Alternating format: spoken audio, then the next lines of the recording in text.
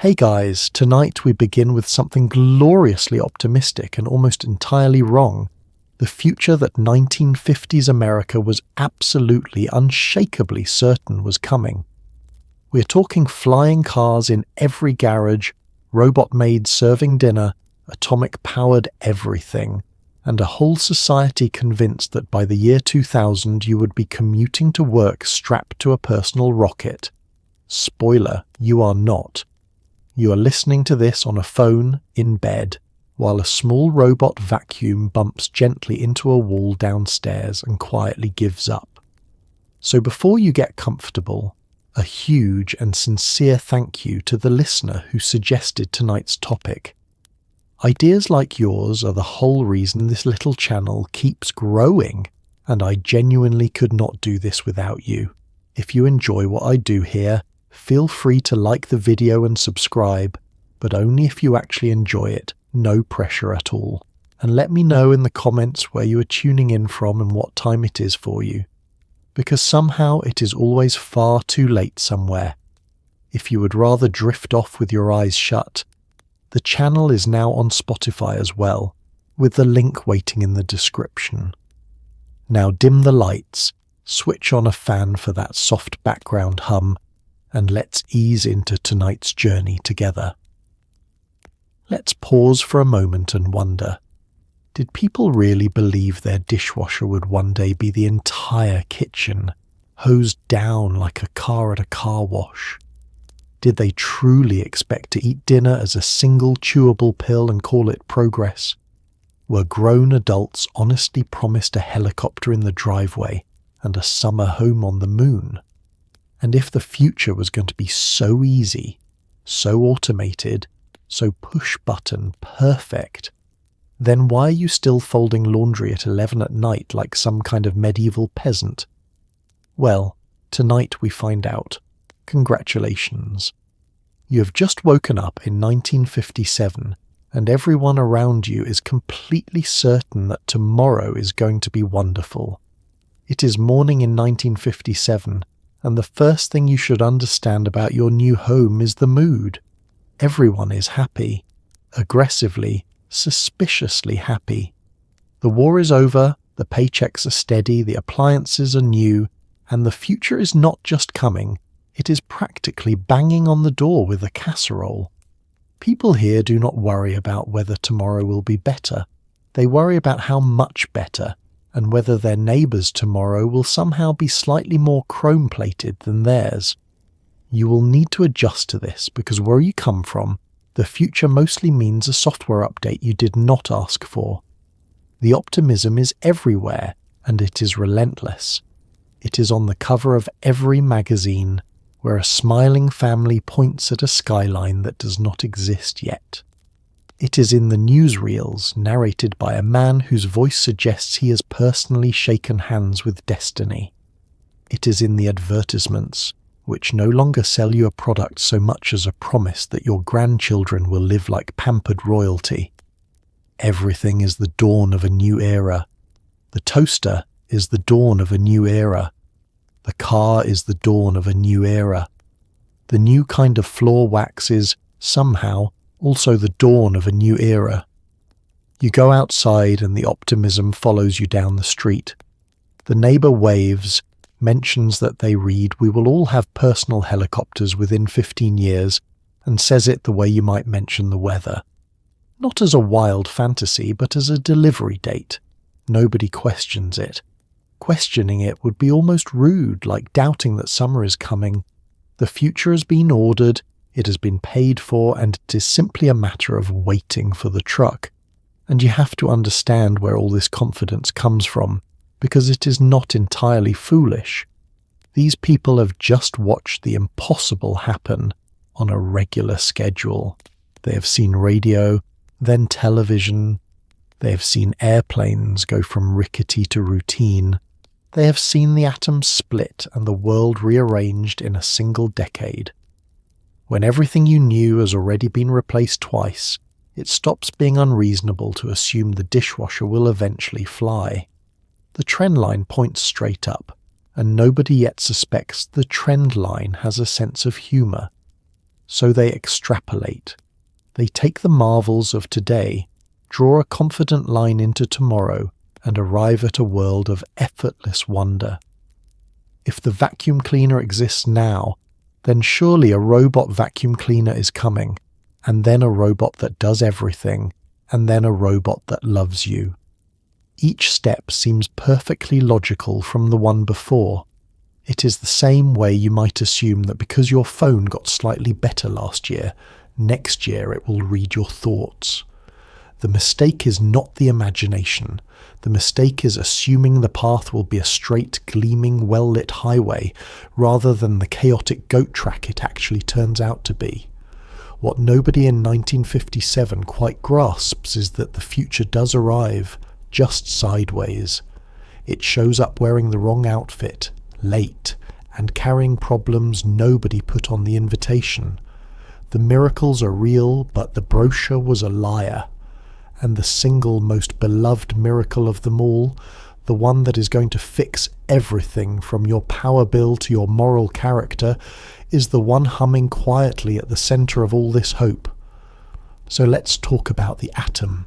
Let's talk about the atom, because in 1957, it is going to fix your entire life. Electricity is about to become, in the famous promise, too cheap to even bother measuring. The experts say so. The magazines say so.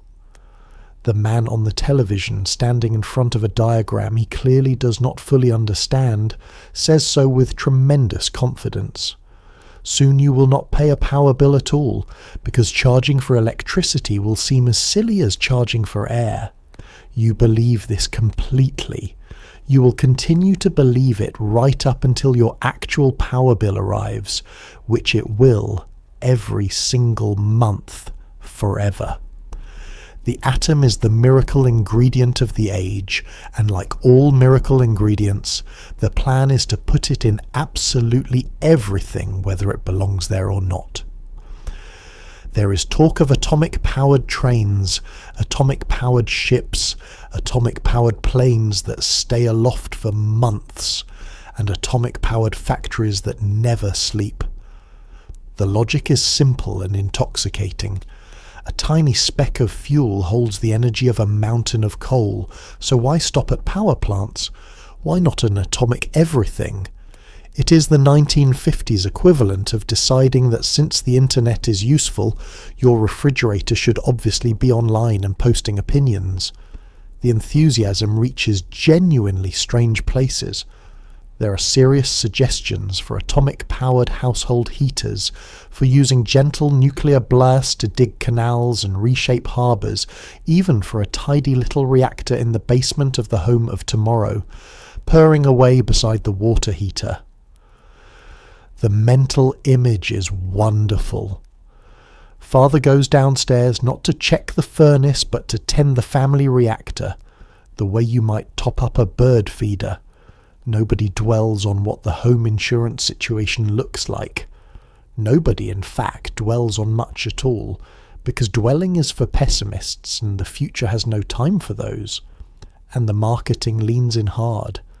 The atom is given a friendly face, a cheerful cartoon glow, a personality somewhere between a helpful scientist and a magical genie.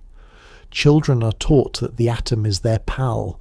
The word atomic gets slapped onto everything for sheer optimistic flavour, including products that have no relationship to physics whatsoever.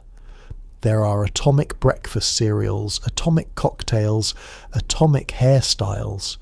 It is branding, pure and simple, the way everything today gets the word smart bolted to the front of it, until you end up with a smart toothbrush that needs a software update to clean your molars. Underneath all the cheer, the picture is more complicated, and a small number of quieter people know it. Atomic energy is real, it is powerful, and it does eventually light up cities. But it is also expensive, finicky, and accompanied by a list of consequences that the brochure's left in a drawer somewhere. The promise of power too cheap to measure does not arrive. What arrives instead is power that is useful, costly, controversial, and absolutely still itemized on a bill. The genie is real. The genie just charges by the hour and has a temper. Still, you cannot help admiring the sheer nerve of it.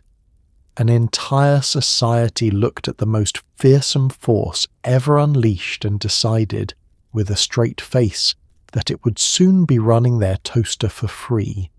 That is not science. That is faith with a lab coat on.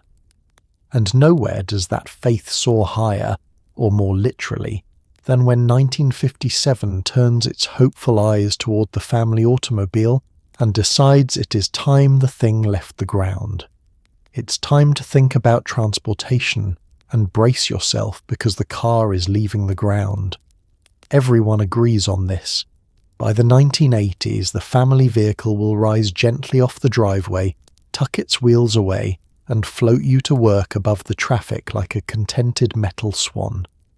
No more red lights, no more gridlock, just you, the open sky, and roughly 40 million other families all attempting to merge over the same intersection at once. Nobody in 1957 has thought very hard about what a 4-car pile-up looks like when it happens 300 feet in the air, and frankly, they would rather not. The flying car is not a wild fringe idea here. It is the assumed destination of the automobile, as obvious and inevitable as next year's model having slightly bigger fins. The magazines run cover after cover of sleek finned cars lifting off above the rooftops, the family inside waving down at the poor earthbound suckers stuck in traffic. It is the single most requested feature of the future, the thing people are most certain they have been promised. To this day, the flying car remains the gold standard of broken futuristic vows. It is the deadbeat dad of technological predictions. Picture the morning commute as they imagine it. You finish your coffee, kiss the family goodbye, walk to the driveway, and simply ascend, rising above the lawn in your personal aircraft with the casual confidence of a man who has never once considered weather. You glide over the suburbs at a serene altitude, the wind in your hair, the city spread out below like a model train set. It is effortless, it is dignified, and it is being performed simultaneously by every single one of your neighbours, none of whom can park a regular car without clipping the mailbox. This is the part the dream skips. Flying is not the hard bit. Plenty of things fly. The hard bit is millions of ordinary, distracted, half-caffeinated people flying at once, in all directions, over a city while changing the radio station. On the ground, a moment of inattention means a dented bumper and a stern conversation. In the air, a moment of inattention means you become a surprise visitor to someone's third-floor apartment. The friendly fender bender becomes a falling object problem, and the falling object is you. And then there are the questions nobody wants to chair the meeting on. Where do the flying cars go when they break down? Which they will, constantly, because they are cars. What does a flat tire look like at altitude? Who is directing this swarm, and are they having a good day? How drunk is too drunk to operate a personal aircraft over a school? The 1950s answer to all of this is a confident shrug and a fresh illustration of a smiling family soaring past a cloud. The engineering is treated as a formality. The future will sort it out. The future is always sorting it out off-screen, where the awkward bits live. The truth, which arrives slowly and with a sigh, is that the flying car never really fails on imagination. It fails on everything else. It is too loud, too expensive, too dangerous, too thirsty for fuel, and far too dependent on every person alive suddenly becoming a competent pilot. So the dream gets quietly shelved, decade after decade, always just 20 years away, forever. But if the car will not lift off the road, then maybe, just maybe, the road itself can be persuaded to do the work instead. and so the dream pivots downward to the highway that drives itself. So you cannot quite afford the flying car yet. That's fine, because the road is about to do the driving for you. The vision is glorious.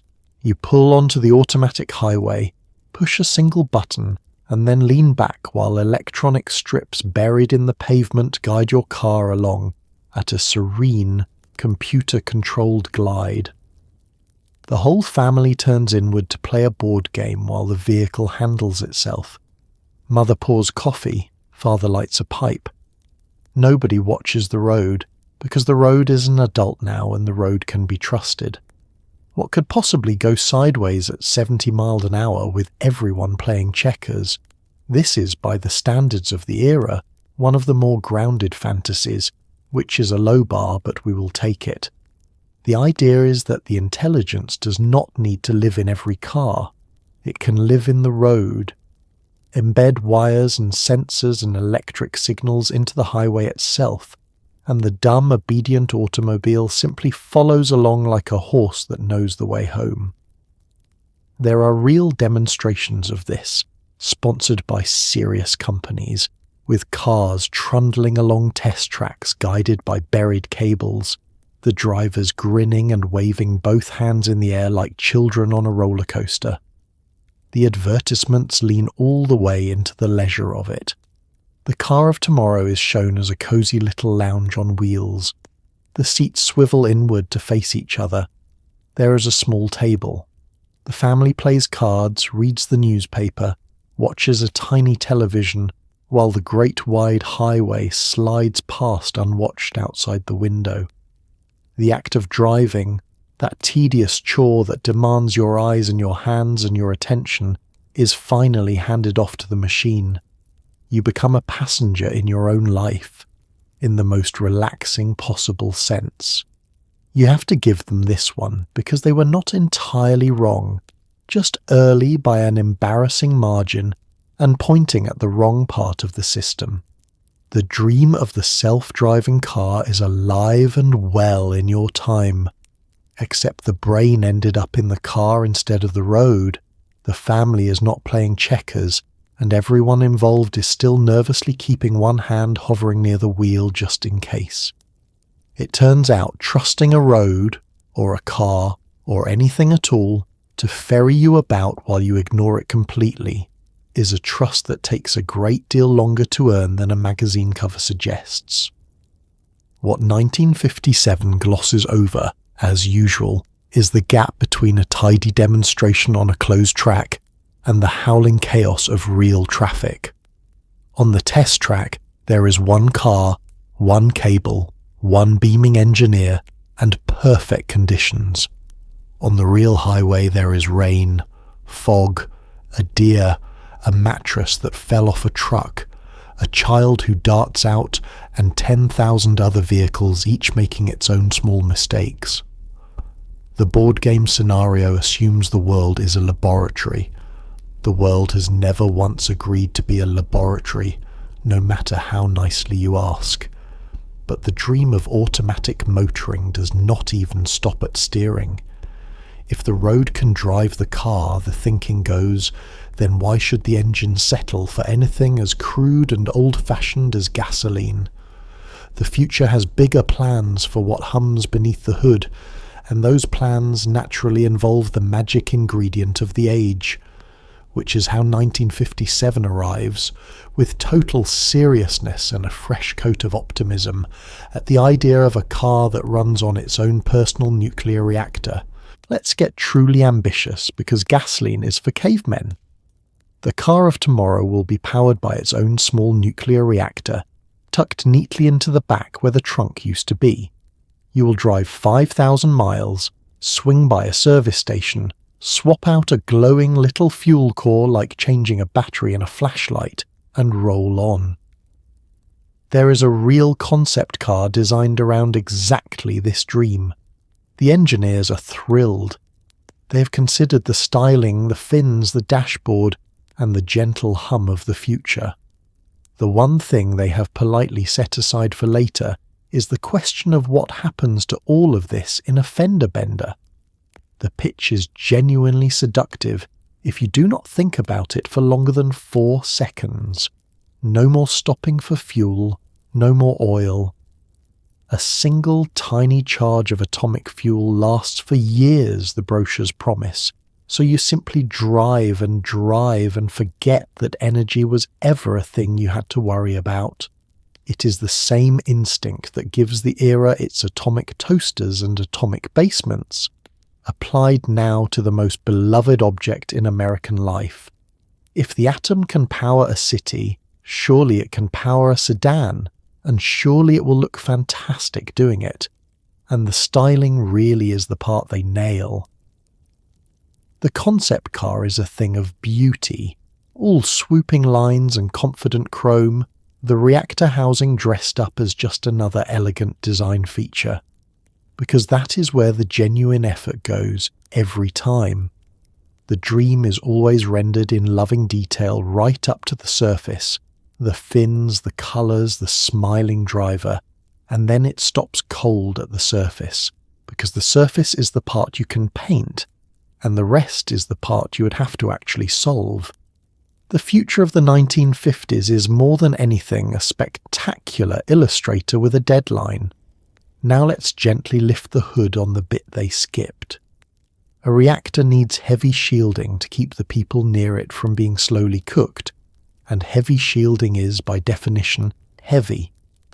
The amount of lead required to make an atomic car safe to sit in would make the car weigh roughly the same as a small building, at which point it is no longer a car, it is a monument.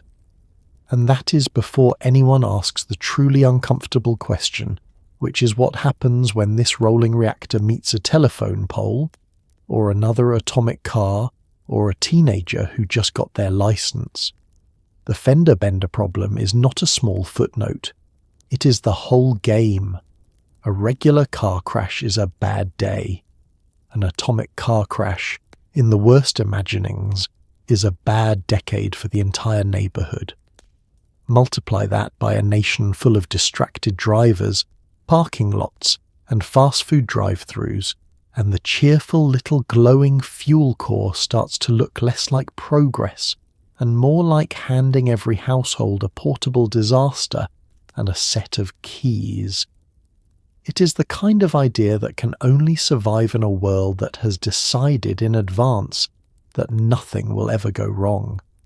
So the atomic car stays a gorgeous model on a turntable, admired, photographed, and very wisely never built. The dream of effortless, endless energy lives on, but it climbs out of the car and looks for somewhere else to land.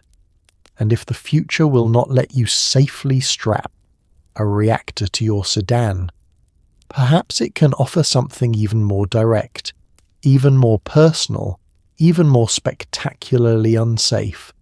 Perhaps it can let you skip the vehicle entirely and simply strap the engine to your back. Forget the car entirely, because the truly modern commuter wears the vehicle. Strap a rocket belt to your back, give a manly little crouch, and launch yourself over the hedge, over the neighbourhood, and gently down onto the office lawn. This is presented as completely normal, the way you might describe catching a bus. Nobody dwells on the fact that you're now a soft human body riding a controlled explosion above a parking lot, holding a briefcase. You simply trust that by tomorrow, everyone will be doing this, your boss included, and that landing will be the easy part. It is never the easy part.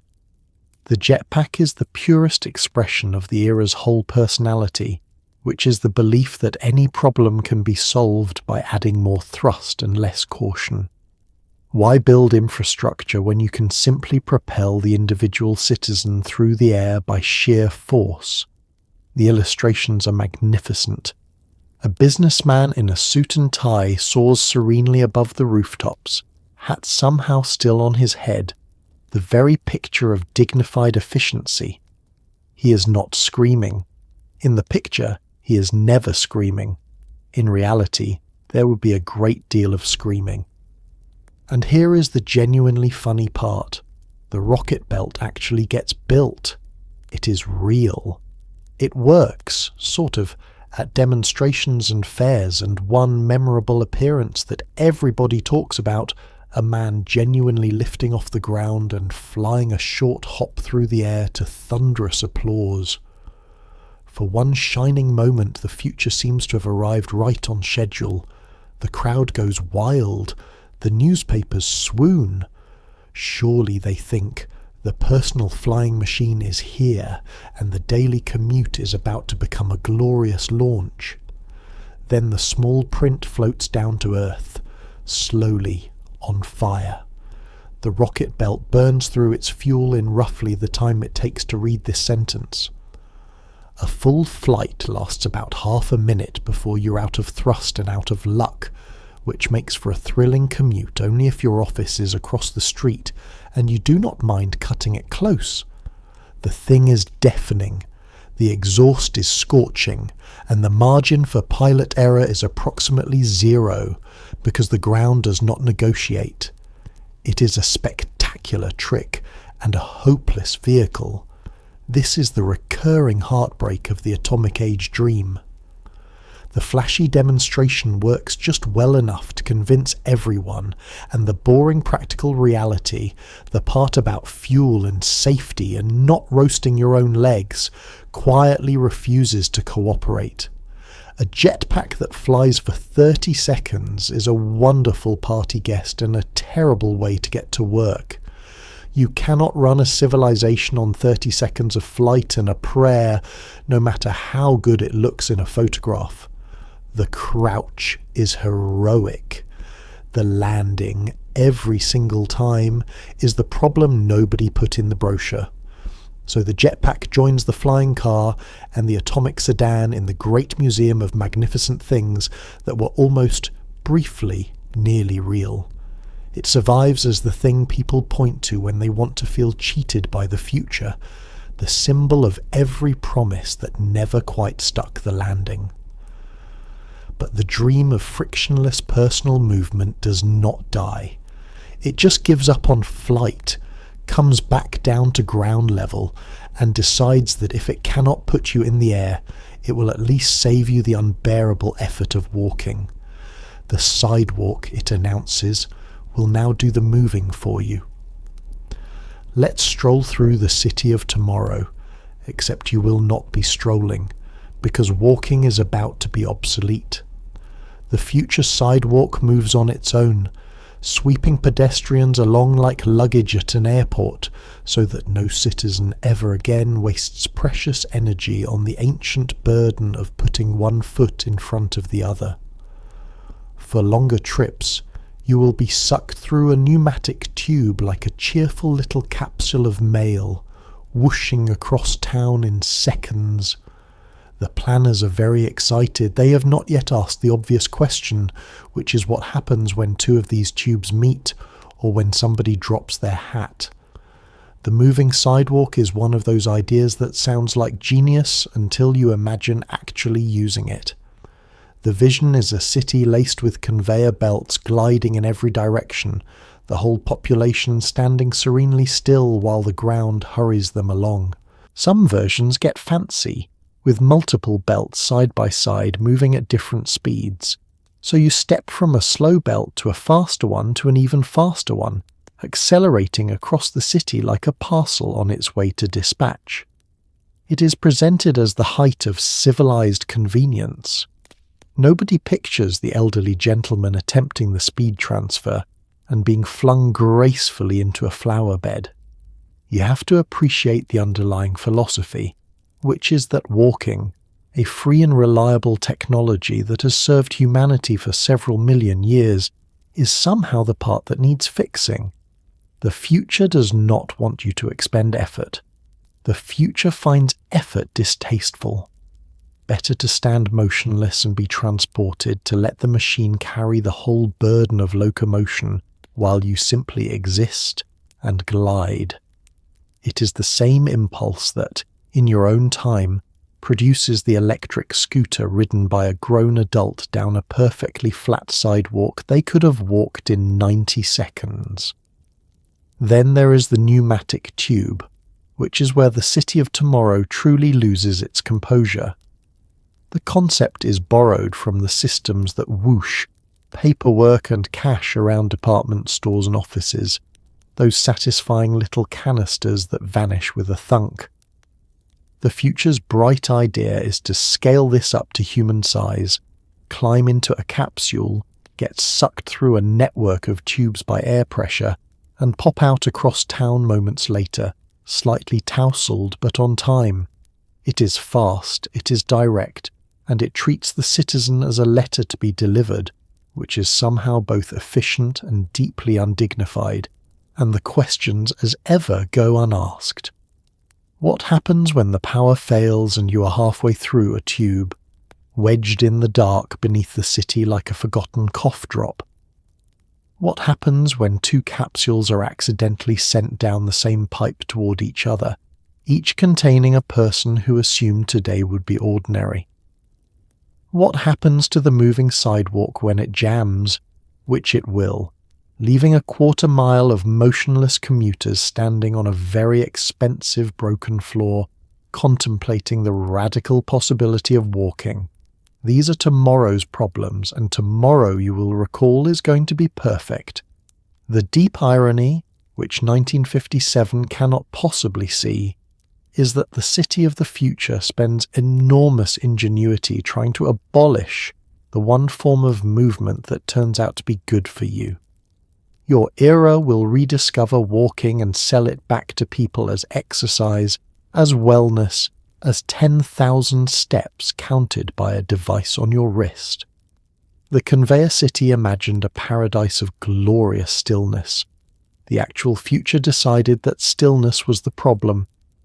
But before we leave the gleaming city behind, we must step indoors, into the single most fussed over, most heavily automated, most aggressively buttoned room in the entire home of tomorrow. It is time to enter the kitchen.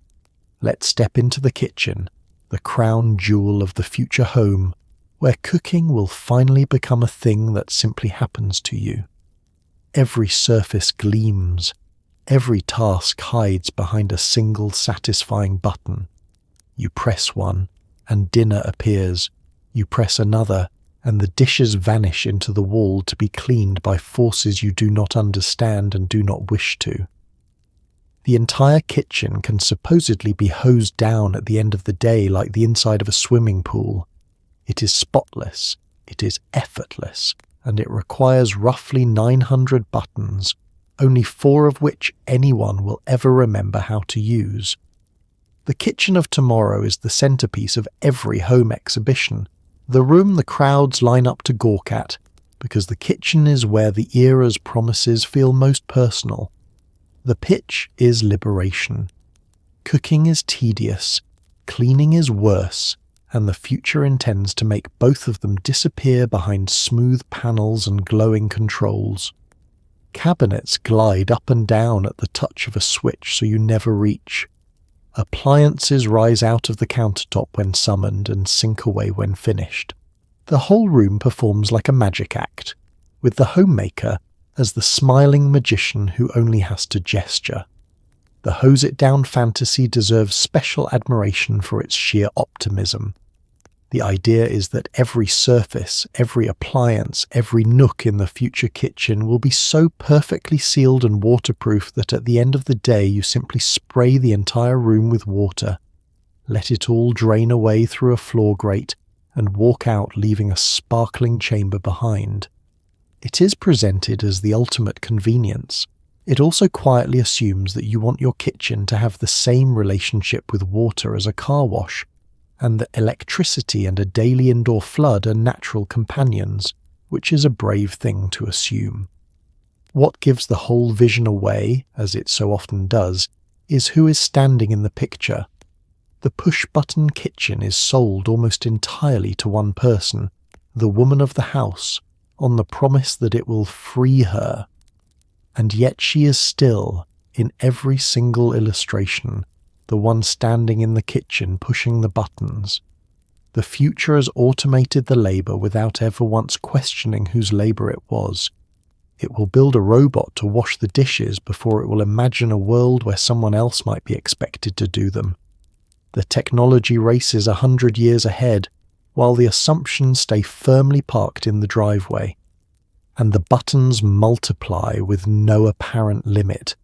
Every function gets its own dedicated control, its own dial, its own glowing light, until the kitchen of tomorrow resembles the cockpit of an aircraft, operated by someone who just wants to make toast. There is profound failure to anticipate that more buttons is not the same as more convenience, that a machine with a control for everything is a machine nobody can actually use. It is the direct ancestor of every appliance in your kitchen that has 30 settings and gets used on exactly one of them, forever. The truth that hides under all the chrome is that convenience is not the same as ease, and automating a chore is not the same as understanding it. The future kitchen could summon dinner with a button in theory, but it could not tell you what to make, or why the family was tired of it, or how to comfort a child with a grilled cheese sandwich. It solved the muscles of the work and missed the heart of it entirely. Still, all this button pushing leaves one job conspicuously unassigned: the moving about, the carrying, the fetching and tidying that even the smartest kitchen cannot do on its own. For that, the home of tomorrow has something far more exciting in mind. It has a robot. Now, meet the family robot, because no home of the future is complete without a faithful mechanical servant clanking around the living room. She, and the future has decided the robot is a she, will vacuum, dust, serve drinks, mind the children, and never once complain. The advertisements show her gliding across the floor on a single wheel, balancing a tray of cocktails beloved by all. What the advertisements do not show is the robot attempting stairs. The future has quietly agreed not to mention the stairs. The robot will conquer space travel and atomic energy long before it figures out a single flight of ordinary stairs. The robot maid is the dream of effortless living made flesh, or rather made metal, and she is everywhere in the imagined future. She has a friendly domed head, a cheerful disposition, and an apparently bottomless willingness to do every household task that nobody else wants to.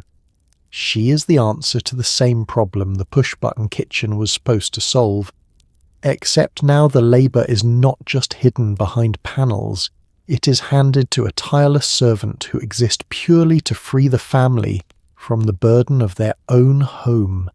It is a beautiful fantasy. It is also a remarkably revealing one, because notice what the robot is for.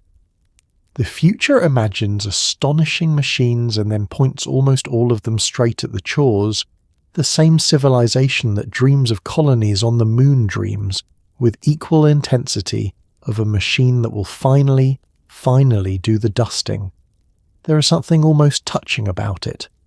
For all the rockets and reactors, the deepest fantasy of the age is simply not having to tidy up after yourself ever again. The robot maid is the patron saint of everyone who has ever looked at a sink full of dishes and wished, with their whole heart, that it would simply handle itself. And the form she takes tells you everything about the era that built her. She's a maid specifically, a mechanical replacement for domestic help, which means the future could imagine a thinking, moving, autonomous machine far more easily than it could imagine the household running differently. The robot does not change who does the work in spirit. It just swaps a person for an appliance and calls it the future. The imagination soars to the stars and lands every time, right back in the same living room with the same tray of drinks, served now by a smiling robot instead. The stairs, though. We must come back to the stairs, because the stairs are where the whole dream trips and tumbles down a flight. The robot of the advertisements rolls along on a single wheel or a smooth base, perfectly happy on the flat, gliding about like a contented bowling ball. Nobody illustrates what happens when she reaches the staircase because the answer is nothing good.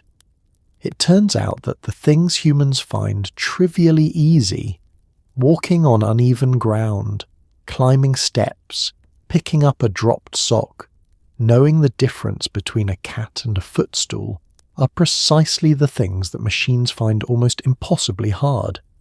The future got this exactly backwards, and that is the quiet joke embedded in the whole robot dream. Your era does build the robot servant after a fashion. It is a flat disc that scoots around the floor, bumping into furniture, and it absolutely cannot do the stairs, just as predicted by no one. The grand mechanical butler with a tray of cocktails never arrives. What arrives is a confused little puck that gets stuck under the couch and needs rescuing. The future delivered the robot. It just forgot to make it competent. With the cooking buttoned and the cleaning theoretically roboted, the home of tomorrow turns at last to the one task even it cannot quite automate away: the small matter of actually eating, which it intends to ruin completely. It's time for the meal of tomorrow, and you should manage your expectations because dinner's about to fit on a teaspoon. The promise is bold. Soon, all the nourishment of a full roast dinner will be compressed into one tidy little pill or a single nutritious cube. No cooking, no chewing, no washing up, no joy. You will swallow your Thanksgiving and get on with your day. Everyone in 1957 finds this thrilling, possibly because they have not connected the dots between this glorious convenience and the slow dawning horror of never tasting actual mashed potatoes again. The future is efficient. The future is also a little sad at supper time. The meal in a pill is one of the oldest and most stubborn predictions there is, older even than the era we're visiting, and it refuses to die no matter how many times reality politely declines. The appeal is obvious to a world obsessed with saving time. Eating takes effort. You have to shop, prepare, cook, sit down, chew, and clean up. And all of that is time you could be spending gliding down a moving sidewalk on your way to your jetpack. So the future proposes to abolish the whole production and replace it with a single swallow, the way it tried to abolish walking, driving, and cleaning. It is worth sitting with just how grim this vision actually is once the novelty wears off. Food is not merely fuel. It is taste, warmth, ritual, comfort, the smell of something cooking, the gathering of people around a table, the small daily pleasure of a meal you looked forward to. The pill strips all of that away and leaves behind only the chemistry, the bare nutritional minimum delivered with all the romance of taking a vitamin. It is like replacing every song you love with a printed list of the notes, technically complete, spiritually bankrupt. And here is the part that should have given everyone pause, which is the assumption hiding underneath the dream. The meal in a pill fantasy treats eating as a chore to be eliminated rather than a pleasure to be protected.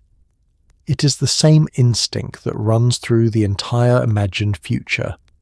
This conviction that the goal of progress is to remove every scrap of effort from human life until nothing is left to do but enjoy the resulting emptiness.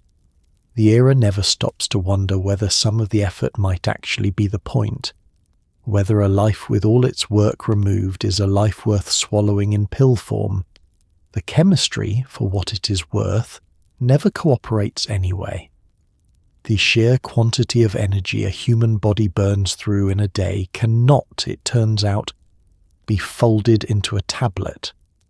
The calories alone would require a pill the size of a brick, at which point you have not invented the meal of the future. You have simply invented an extremely inconvenient loaf of bread.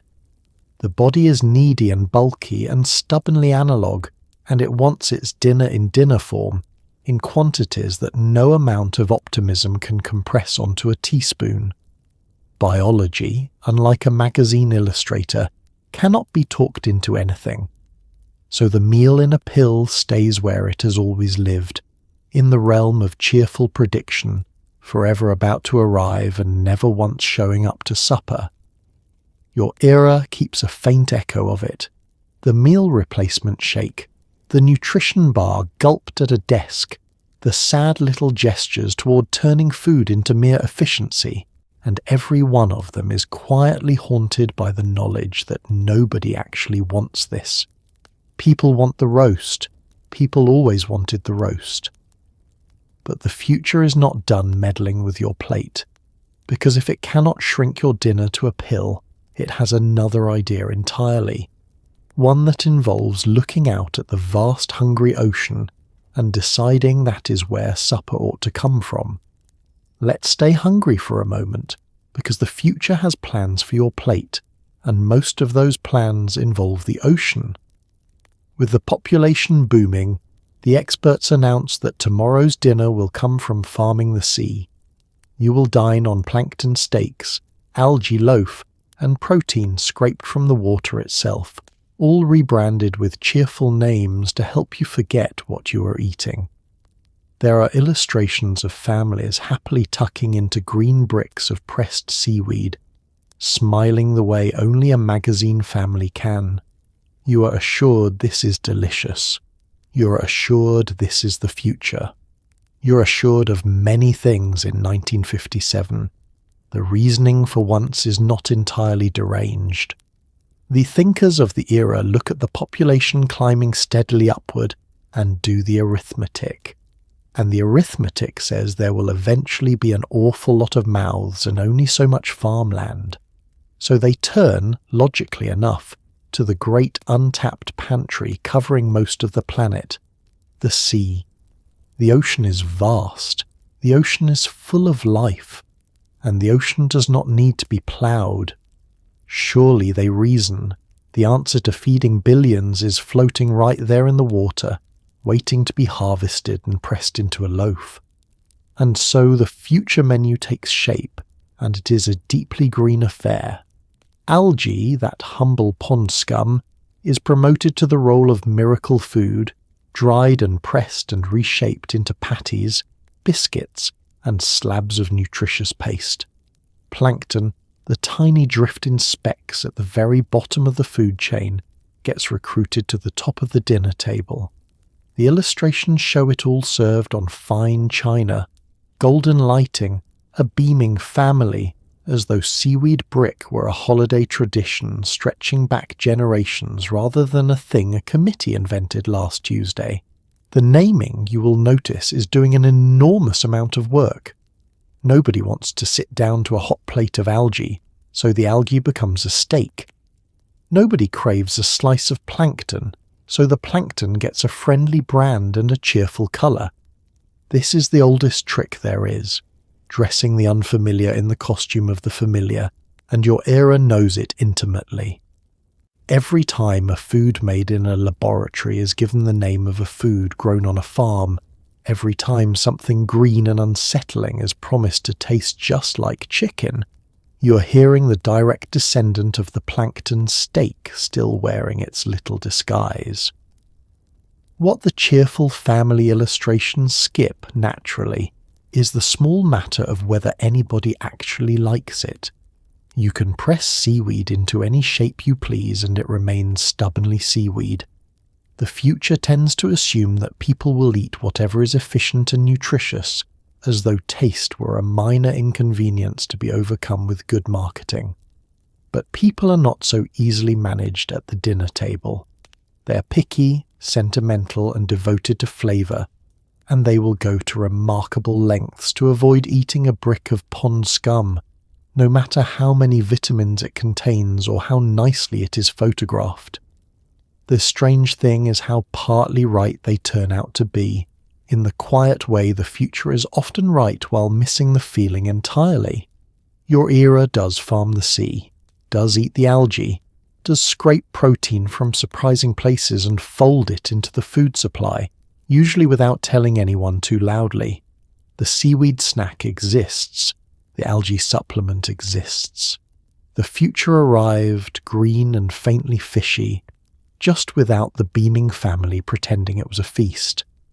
But while the future was busy reinventing what goes on your plate, it was equally busy reinventing the thing the plate sits in, the house itself, which it had decided should be made entirely of plastic and shaped like a flying saucer. Let's go house hunting, because the home of tomorrow is made entirely of plastic and shaped like something that landed rather than something that was built.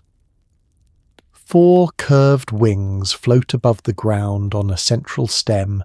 Every wall is moulded synthetic, and the whole structure looks less like a house and more like a very confident appliance. There is a real version of this, opened as an attraction, and crowds line up to marvel at its plastic chairs, plastic sinks, and plastic everything. The vision is that your grandchildren will all live in these. The reality is that when they finally try to demolish one, the wrecking ball will simply bounce off. Plastic is the wonder material of the moment, and like the atom, the plan is to make absolutely everything out of it. It is cheap, it is mouldable, it is modern, and it never rots or rusts or needs painting. To a society in love with the new, plastic is not merely a substance, it is a philosophy. So why build a house out of fussy old wood and brick, materials your grandparents used, when you could mould an entire home in smooth synthetic curves, gleaming and seamless, wiped clean with a damp cloth and impervious to time? The house of tomorrow is plastic from the doorknobs to the roof. The shape is the giveaway, that hovering 4-winged saucer perched on its central pillar like a mushroom from another planet. It is designed to look like nothing that came before, to announce at a glance that the people living inside have escaped the dreary past entirely. There is a genuine one you can walk through, and the crowds adore it, filing past the moulded furniture and the futuristic fittings, imagining a tomorrow where every street is lined with these gleaming pods. It is bold, it is strange, and it commits absolutely to the idea that the future will look like the future. What nobody quite reckons with is the personality of plastic over the long haul. The stuff that seems so clean and permanent turns out to have opinions. It yellows in the sun. It grows brittle with the years. It is wonderful at being shaped and absolutely terrible at being gotten rid of, which is the part that comes back to haunt everyone. The house that was meant to last forever does, in a sense, except that nobody actually wants it to. It just sits there, refusing to decompose, an immortal monument to a tomorrow that quietly changed its mind. And there is the deeper problem, the one the gleaming attraction never raises, which is that people do not actually want to live inside an appliance. A home is not just shelter, it is comfort, character, the small imperfections that make a place yours. The moulded plastic pod, identical to every other moulded plastic pod on the street, offers efficiency and hygiene and a vision of the future, but it forgets to offer warmth. It is the architectural cousin of the meal in a pill, technically a home, spiritually a waiting room. People kept choosing the fussy old house with the creaky stairs, and they kept choosing it for a reason. The whole plastic dream rests on a faith that newer is always better, that a material with no past is automatically the material of the future. Your era inherits the consequences of that faith in the form of a planet generously decorated with plastic that will outlive everyone who ever doubted it. The house of tomorrow was right that plastic would be everywhere. It just imagined it gleaming in the living room rather than washing up on the beach. But the future's love of the disposable did not stop at the walls of the home. It reached, with terrible ambition, all the way to the clothes on your back. Let's talk about laundry, or rather, the glorious end of laundry. In the future, nothing is washed because nothing is kept. Your clothes will be made of cheap paper-like material, worn once, then crumpled up and thrown away like a napkin. Same with plates, cups, curtains, possibly furniture. Why clean anything when you can simply discard it and conjure a fresh one? It sounds wonderfully carefree until you imagine the mountain of discarded paper dresses piling up behind every home in America. 1957 has not thought about the mountain. 1957 does not want to think about the mountain. The mountain, however, is patient. The disposable dream is the era's love affair with convenience taken to its natural, slightly unhinged conclusion. If washing dishes is a chore, then abolish dishes, eat off something you throw away, and never scrub a plate again. If laundry is a burden, then abolish laundry, wear something once, and bin it. The future does not want to maintain anything. Maintenance is effort, and effort is the enemy. So the grand plan is to replace the entire exhausting business of keeping things clean with the carefree act of throwing things out and starting fresh each morning. The paper dress is the strange little star of this fantasy, and for one brief moment it genuinely exists, sold as a novelty, a frock you wear to a party and discard at the end of the night. The illustrations promise a whole wardrobe like this, a closet you never wash because you simply restock it, garments treated like tissues, curtains you peel down and replace, furniture light and cheap enough to set out with the trash when you tire of it. The entire home becomes a thing you use up and renew endlessly, the way you might go through a roll of paper towels. The appeal is real, and you can feel it. That fantasy of never maintaining anything ever again, of a life with no scrubbing and no mending and no stains to treat. But the dream has a back door, and behind the back door is the mountain. Every disposable thing has to go somewhere after it's disposed of, and a society that throws away its clothes, its plates, its curtains, and possibly its sofas every single day is a society generating an unimaginable heap of yesterday. The future pictures the fresh new dress each morning. It very carefully does not picture the pile of all the previous mornings. This is the blind spot that runs through the whole convenient tomorrow, the cheerful assumption that away is a real place, that things thrown out simply vanish rather than accumulate. Your era knows exactly where away turns out to be, because you live downstream of it, surrounded by the patient mountain that 1957 declined to imagine. The disposable future arrived, in its way, not as paper dresses but as a deluge of packaging and single-use everything, and the bill for all that carefree convenience came due with interest. The deepest irony is that the era prized newness so highly it never considered the cost of constant renewal, never asked what happens to a world where nothing is meant to last and everything is meant to be replaced. The dream of disposable everything was a dream of freedom from drudgery, and it was not wrong that drudgery is tiresome. It was only wrong about the trade. But while the future was busy making the small things disposable, it was setting its sights on something far grander to control, something it had no business believing it could manage at all. It was about to take command of the sky itself and order the weather like lunch.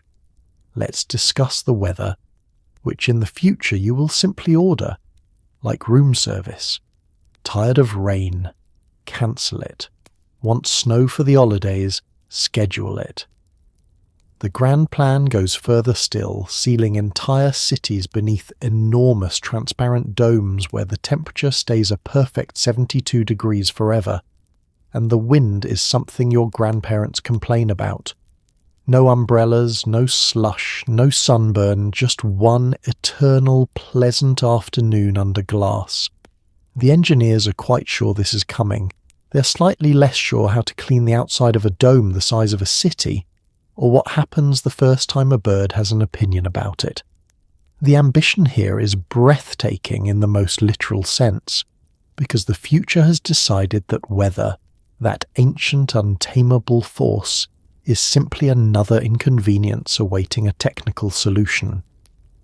The thinking flows naturally from everything else in the era. If you can split the atom and reshape the home and farm the sea, then surely the clouds are next, just one more stubborn system to be brought to heel. The dream is total mastery, a world where rain falls on a schedule, storms are politely cancelled, and the climate becomes one more appliance with a dial on the front. The glass dome is the grandest version of the fantasy, the idea of lifting an entire city out of the messy, uncontrollable outdoors and tucking it under a vast transparent lid. Inside, perpetual springtime. No coats, no shoveling, no ruined picnics, just a permanent gentle afternoon maintained by machinery. The whole population strolling about in shirt sleeves in the dead of winter. It is the climate-controlled kitchen scaled up to swallow a metropolis, and it rests on the same comforting belief that any discomfort can be engineered away if you simply build a big enough machine and seal yourself inside it. What the dome dream conveniently overlooks is the staggering, comical impracticality of the thing once you poke it. A transparent roof over a whole city would need cleaning, and there is no squeegee in existence for that job. So the citizens of tomorrow would spend their perfect afternoons gazing up through a layer of grime, bird droppings, and accumulated weather they thought they had banished. The first good hailstorm, the first heavy snowfall settling on top, the first crack, and the eternal pleasant afternoon turns into a very large and very fragile problem suspended directly overhead. And the weather control fantasy carries a darker assumption that the era is too cheerful to examine, which is that the climate is a simple machine with simple knobs, rather than a vast tangled system where nudging one part sends consequences cascading through all the others. The future imagines cancelling rain over the city without wondering what happens to the farms downwind that needed it. It pictures scheduling snow for the holidays as though the sky were a vending machine. It is mastery imagined without humility, control fantasized without the faintest grasp of the complexity being controlled. Your era inherits a far more sobering relationship with the weather, having learned the hard way that the climate is not a thermostat and does not take requests. The dream of ordering sunshine like lunch curdled into the slow realization that the system was always bigger than the dial, and that tampering with it tends to send the bill somewhere you did not expect. The dome stayed a daydream, the weather stayed wild, and humanity stayed firmly outdoors, holding umbrellas. But if you cannot reach out and touch the sky, the future has at least promised to let you reach out and touch each other across any distance, face to face, through the miracle of the telephone that lets you see who is calling. Let's make a phone call, except in the future you will see the person you are calling, their face beaming back at you from a little screen built right into the telephone. This is the picture phone, and it is presented as the height of glamour. Everyone in the advertisements looks delighted to be seen. Everyone is groomed, smiling, and ready for their close-up at all hours. Nobody in 1957 has yet experienced the specific dread of a video call arriving while you look like a damp raccoon, or the eternal question of where exactly to look. They think this will be elegant. They have no idea what they are about to do to themselves. The picture phone is one of the predictions the era is most confident about, and for good reason, because the steady march of communication seems to point straight at it. First the telegraph, then the telephone, then television, each one bringing people closer together across greater distances. adding a face to a phone call feels less like a fantasy and more like the obvious next rung on the ladder. So the future imagines it vividly, a sleek little screen on every desk and every kitchen wall, conversations conducted face-to-face across cities and continents, distance finally and gloriously defeated.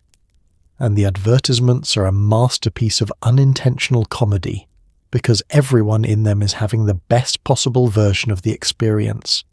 The callers are immaculate, perfectly lit, leaning toward the screen with radiant smiles, thrilled beyond measure to both see and be seen. The picture phone is sold as pure elegance, a glamorous technology for glamorous people who apparently exist in a permanent state of camera readiness, hair done, makeup fresh, never once caught off guard. It is a vision of video calling populated entirely by people who have never had a bad morning in their lives. What the glossy ads cannot foresee is the small human catastrophe waiting on the other end of that elegance. Your era knows the picture phone intimately, knows it as the video call, and knows precisely what it actually feels like, which is not glamorous at all. It is the scramble to look presentable when the call comes in. It is the horror of catching sight of your own face in the corner. It is the eternal uncertainty of whether to look at the screen or the little camera, so that you spend the entire conversation appearing to gaze wistfully somewhere over the other person's shoulder. The future delivered the picture phone and forgot to mention that nobody would enjoy it. The deeper miss is one of feeling rather than function. The same miss the era makes again and again. The future got the machine almost exactly right. The screen, the face, the call across any distance, all of it real now and sitting in your pocket. What it could not picture was the strange exhaustion of it. The way being seen during every conversation turns out to be a burden rather than a gift. The way people would so often choose to keep the camera off and simply talk, retreating gratefully back toward the plain old voice the picture phone was meant to improve upon. So the video phone arrived precisely as promised and was greeted much of the time with a polite request to turn the video off. It is one of the purest examples of the era's whole blind spot, the assumption that more is always better, that adding a face to a voice could only ever be an improvement, never a complication. The glamour was real, but it ran one direction only, toward the camera, never accounting for the tired human sitting in front of it. And if the future was determined to put a small screen on your telephone, it was even more determined to put an enormous one on your wall, a television so vast it would stop being furniture and become the room itself. Let's settle in for some entertainment, because the television of tomorrow is no longer a piece of furniture, it is a wall. Picture an enormous flat screen stretching from corner to corner, so vivid and so large that watching it feels like sitting in the front row of life itself. The family gathers before this glowing rectangle each evening, hypnotized, content, barely blinking. The predictions are oddly accurate this time, which is rare, so enjoy it. They got the giant flat screen right. What they did not predict was that you would carry a tiny second screen in your hand and stare at that one instead while the big one talks to nobody. The television is brand new and electrifying in this era, a bulky box with a small round-cornered window into another world, and naturally the future assumes it will only grow grander from here. The logic is sound. The picture will get bigger, the cabinet will get slimmer, and eventually the whole apparatus will flatten into a single great panel, mounted on the wall like a painting, except a painting that moves and talks and brings the whole world into the living room. For once the prediction is not wishful nonsense. For once they are looking straight down the right road.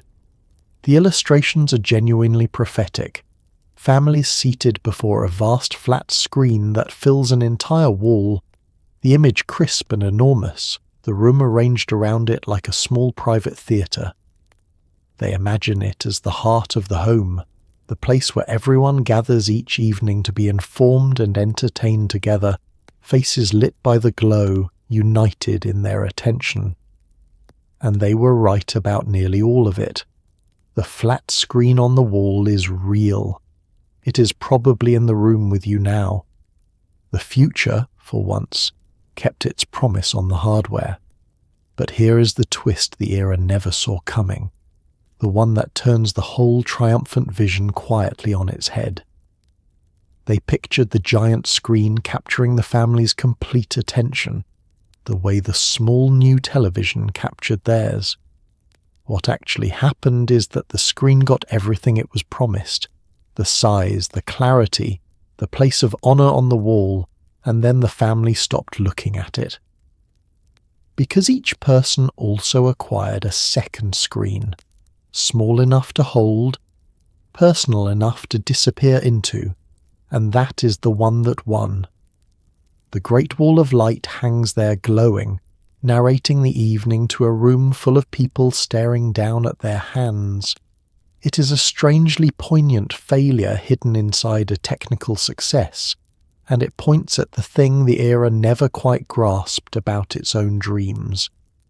They imagined technology bringing the family together, gathered and unified before the marvelous machine.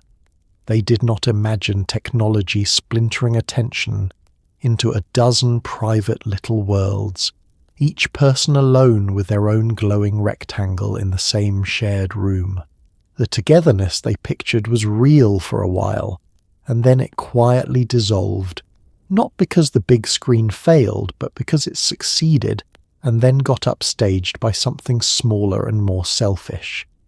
So the wall-sized television stands as the rare prediction that came true and somehow still missed, nailing the object and fumbling the meaning.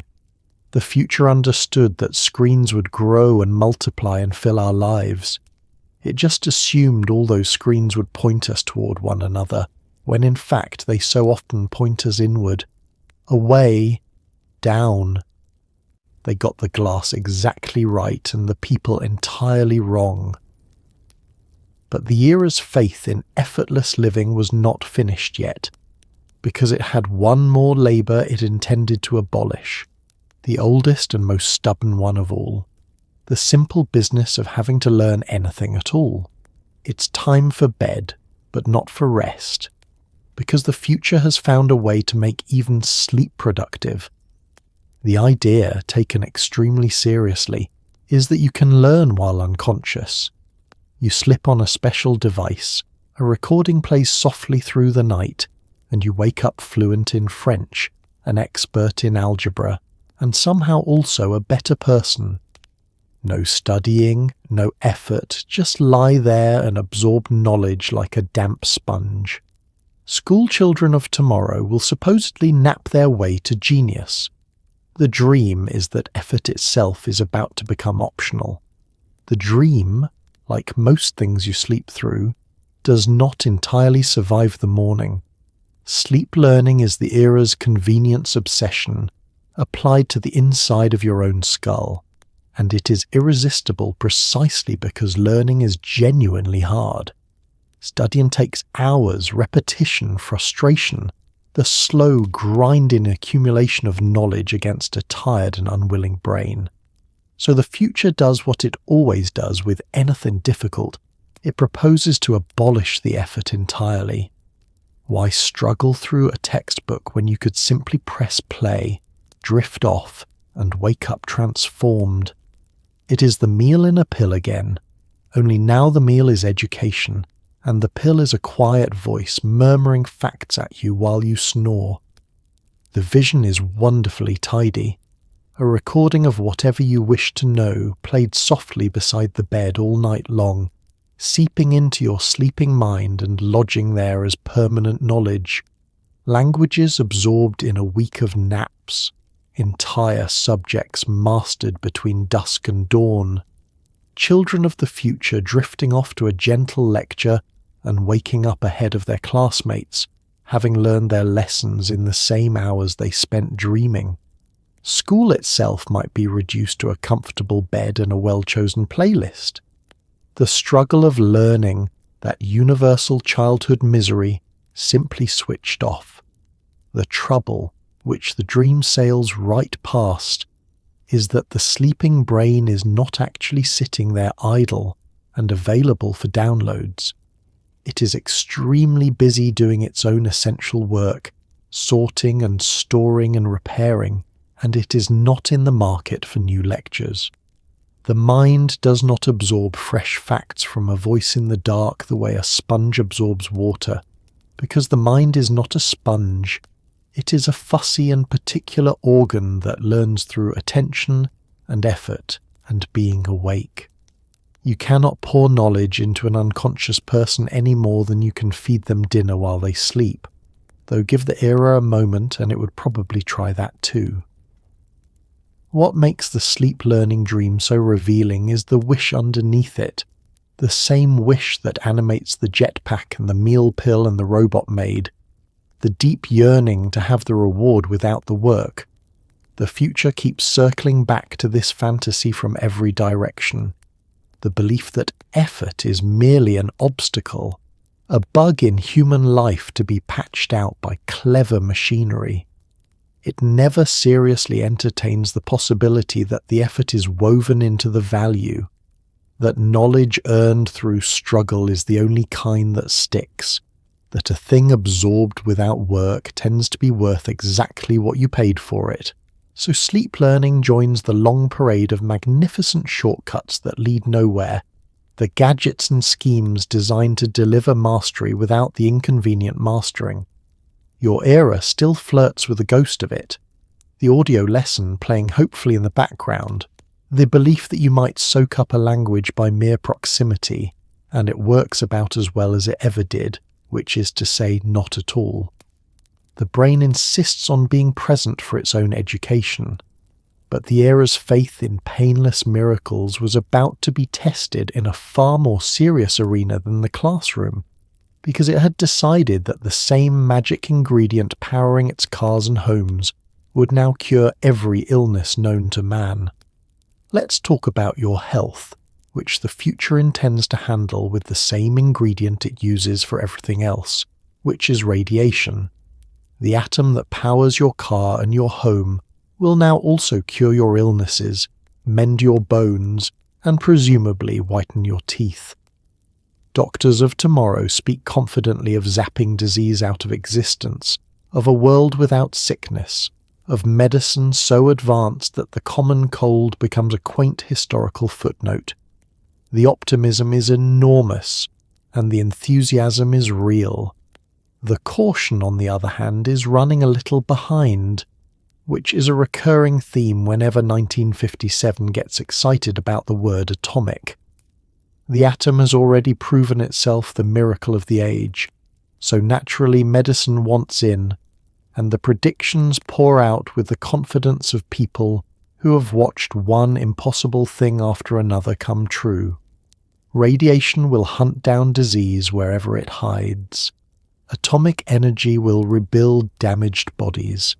The grand promise is nothing less than the end of illness itself, a future where the doctor wields the most powerful force in the universe like a magic wand, and sickness simply ceases to be a feature of human life. It is the same boundless faith that put a reactor in the car, now aimed squarely at the human body. And it is worth saying that this is the one arena where the underlying instinct is not entirely foolish, where the atom really does have something genuine to offer. The era is right that radiation will become a real tool of medicine, right that it will be turned against certain diseases with actual success, right that the careful application of these forces will save lives. There is a true breakthrough buried in here somewhere, which makes this prediction more interesting than the flying car, because it is not wrong about the destination. It is only wildly, dangerously wrong about the dosage, because the missing ingredient, as ever, is caution, and with radiation the absence of caution is not a punchline, It is a genuine hazard. The same era that dreams of atomic cures has not yet fully reckoned with the fact that this miracle force is also perfectly capable of causing the very illnesses it promises to defeat. The enthusiasm runs miles ahead of the understanding. Radiation gets sprinkled into the future of medicine the way the word atomic gets slapped onto cereal as a cheerful badge of progress, with far too little attention paid to the part where the powerful force is, in fact, powerful and indifferent to whether it heals you or harms you. This is the recurring shape of the era's relationship with the atom. The breathless excitement arriving long before the wisdom, the marvel embraced before the danger is mapped. The future imagines radiation as a friendly genie that only ever does good, when in truth it is a tool of extraordinary power that demands extraordinary respect, precision, and restraint. The dream of zapping every disease into oblivion skips straight over the hard, slow, careful work of learning exactly how much, exactly where, and exactly when, which turns out to be the entire difference between medicine and harm. So atomic medicine arrives, but soberly, in measured doses administered by careful hands who learned the limits the era was too giddy to imagine. The fantasy of a world without sickness gives way to the real and far more modest achievement of a few diseases met with a powerful new weapon, used with the caution that 1957 forgot to pack. The genie was real. The genie was also not to be trifled with. But of all the era's predictions, the one that stings the most is not about machines or medicine at all. It is about you, and how you would spend your days in a future where the machines had finally set you free. Here is the best prediction of them all, and the one you will mourn the most. The future, everyone agrees, will be a paradise of leisure. Machines and robots will do all the labour, leaving the average person working perhaps 20-hour a week, maybe less, and spending the rest of life on hobbies, picnics, and gentle self-improvement. The great worry of tomorrow, they warn, will be boredom. Not bills, not burnout, not answering emails at midnight. Boredom. Imagine being so sure that automation would set you free. Imagine the look on their faces if you told them that the machines arrived exactly as promised, and somehow you got busier. The reasoning behind the leisure dream is so clean and so sensible that it is genuinely hard to spot the flaw. The logic goes like this: machines do work, better machines do more work. Therefore, as the machines improve, there is less work left for people to do, and the hours shrink and the leisure grows, until at last humanity is liberated from toil and free to enjoy itself. Every step follows the one before. The thinkers of the era draw the line forward with perfect confidence and arrive at a future of long weekends, short days, and the gentle problem of too much free time. And they truly worried about that free time, which is the part that breaks your heart a little. Serious people wrote serious essays fretting over what the population would do with all its idle hours, how society would cope with the great challenge of leisure, whether people would grow restless and aimless with so little they were required to do. They imagined education programs to help citizens enjoy their abundant time off. They pictured a nation of hobbyists, painting and fishing and improving their minds, the work week a brief formality, the rest of life a long pleasant afternoon. The danger ahead, as they saw it, was idleness. You know how this one ends because you are living in the punchline. The machines came. They came exactly as promised, more capable than anyone dared imagine, automating task after task, doing the work of dozens, the labour-saving miracle delivered in full. And the leisure did not arrive. The hours did not shrink. Somehow each machine that saved time created new demands to fill it, new work to do, new things to keep up with, until the average person stands surrounded by labour-saving devices and has never felt more pressed for time in their life. The productivity went somewhere. It just did not go to you. This is the cruelest trick the future ever played, and it is worth understanding why the prediction failed, because it did not fail on the technology. The machines held up their end completely. What the era could not foresee is that the time saved by automation would not be handed back to the worker as leisure, but absorbed, reinvested, demanded back as still more output. They assumed the goal of progress was to free people from work. They never considered that the work might simply expand to swallow whatever room the machines opened up, that the finish line would keep moving exactly as fast as you ran toward it. So the leisure society remains the great unkept promise, the future that was the most reasonable, the most carefully argued, and the most thoroughly betrayed. The picnic never came. The 20-hour week never came. The boredom they so kindly worried about on your behalf never had a chance. Buried under 1,000 new obligations the machine somehow generated rather than removed. It is the prediction to mourn, because it was not foolish. It was simply too hopeful about what the freed up time would be used for. And that same hopefulness, that same conviction that everything was about to become easy and bright and perfect, shaped the very streets they imagined you would live on. The gleaming, orderly, climate-controlled suburb of tomorrow. Let's take a walk through your future neighbourhood. A tidy circle of identical homes arranged with the loving precision of a cake decorator. Every lawn is green, every roof is curved, every driveway holds a gleaming vehicle that may or may not fly. The whole development is climate-controlled, crime-free, and relentlessly cheerful, a place where nothing ever goes wrong because the brochure says so.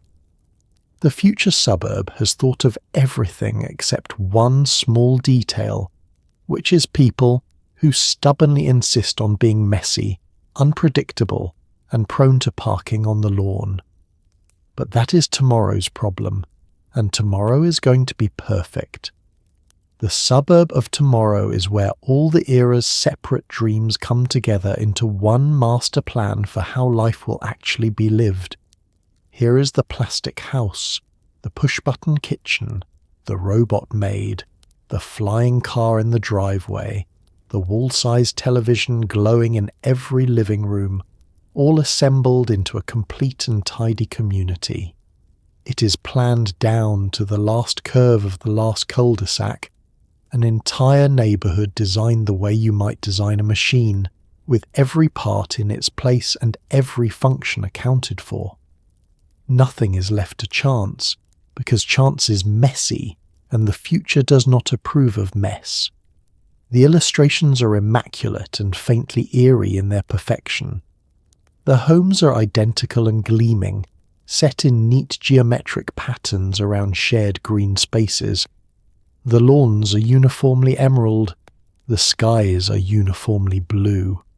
The residents, where you can see them, are uniformly content, strolling about in their leisure clothes, enjoying their abundant free time, untroubled by anything at all. It is a vision of order so complete that it loops around into something a little unsettling. A community with all the friction sanded off, all the rough edges removed, all the unpredictability engineered out in advance. And that is precisely where the perfect suburb runs aground, on the one variable it cannot design away, which is the people who would have to live in it. People are not tidy. They do not stay in their assigned patterns. They paint their houses the wrong colour, let their lawns go brown, park on the grass, argue with the neighbours, and generally introduce exactly the kind of glorious disorder that the master plan was built to prevent. You can engineer the streets and the homes and the climate, but you cannot engineer the residents into the smooth, contented figures from the illustration, because real people come with opinions and bad days, and a deep instinct to do things their own way. The deeper flaw in the perfect suburb is that it confuses orderliness with happiness, smoothness with the good life, as though the goal of a community were to eliminate all problems rather than to be a place worth living in. The brochure promises a neighborhood where nothing ever goes wrong, but a place where nothing ever goes wrong is also a place where nothing much happens, sterile and managed and faintly lifeless. The era keeps making this same mistake at every scale, mistaking the absence of trouble for the presence of joy, imagining that if you could just remove every imperfection, what remained would be paradise rather than a very clean waiting room. Your era inherited versions of this dream, the planned community, the perfectly arranged development, and learned that the messiness is not a flaw in the design, but the actual substance of human life, the thing that makes a neighborhood rather than a diagram. The perfect suburb stands as a monument to the era's faith that everything, even the way people live together, could be solved with enough planning and enough chrome. But the most revealing thing about all these gleaming tomorrows is not where they went wrong. It is how, beneath all the rockets and robots, they stayed exactly, stubbornly the same, which is where we turn next. Let's go down, all the way down, because if the land gets crowded, the future has a plan, and the plan is to move to the bottom of the ocean. Picture whole cities of glass domes resting on the seabed, families waving at passing fish, children riding trained dolphins to school. You will live underwater, work underwater, and vacation slightly less far underwater. It is presented with total seriousness, as though relocating humanity to the crushing cold dark of the deep sea is merely a matter of finding the right contractor. Everyone is enchanted. Nobody mentions the part where the entire city is one cracked window away from a very bad afternoon. The undersea city is born from the same arithmetic that gave us the seaweed dinner, the worry about a booming population running out of room on dry land. But where farming the sea was merely about food, this dream goes all in, proposing that people themselves should simply move down there and take up residence on the ocean floor. The sea covers most of the planet, the reasoning goes, so why crowd onto the small dry remainder when there is all that space below, waiting, empty, and only mildly trying to kill you at every moment? The illustrations are spectacular and committed. Gleaming domes cluster on the seabed, connected by tubes lit from within, with families inside living perfectly ordinary lives at perfectly extraordinary depths. There are pictures of children commuting to school on the backs of trained dolphins, as though the dolphin were the future's answer to the school bus.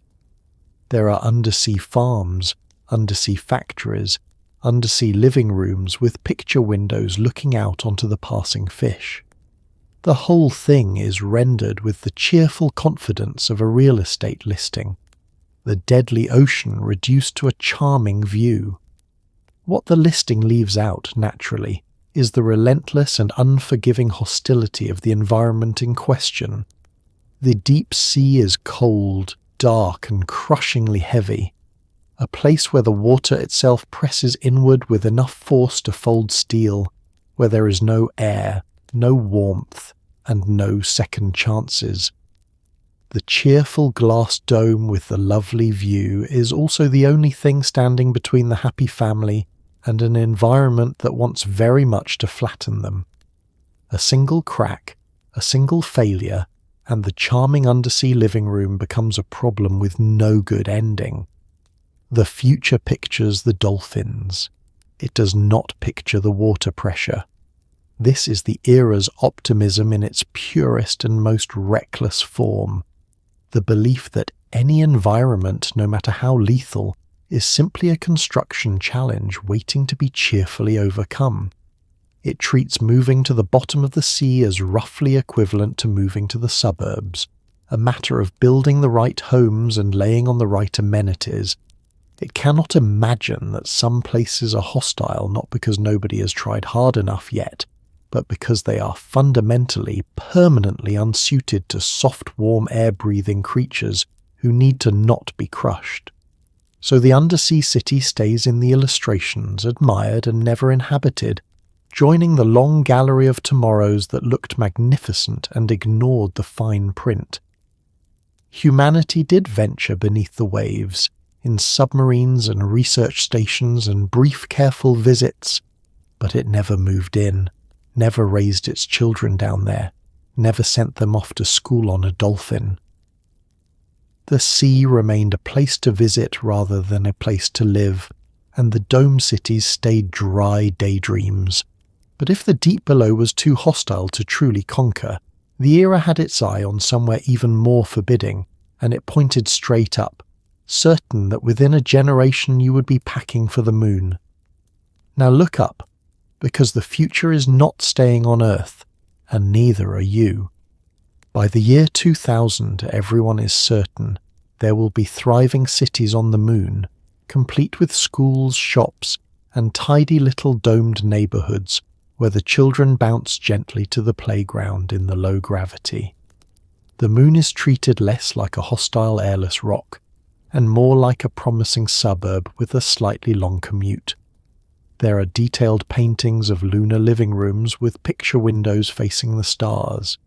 The confidence is total. The plumbing arrangements, the air supply, and the small matter of getting there are details to be sorted out by somebody else, later. The moon colony is the era's faith in progress aimed at the sky, and the confidence behind it is staggering precisely because of how the timeline is racing along.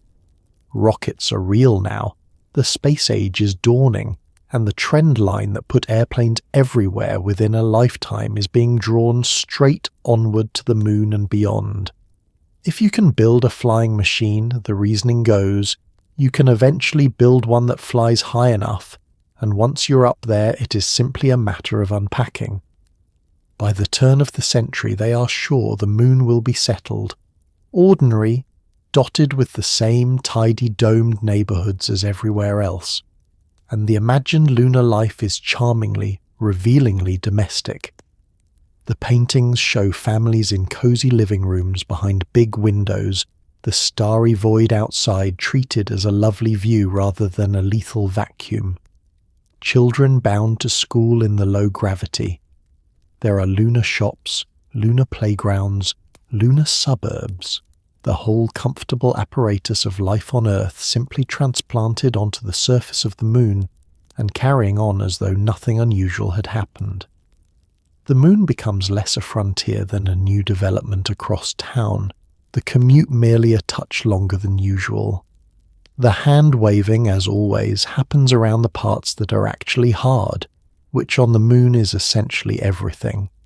The air you would need to breathe, the water you would need to drink, the food, the warmth, the shielding from a sun that is no longer politely filtered by an atmosphere, the sheer, staggering difficulty and expense of hauling anything up there at all.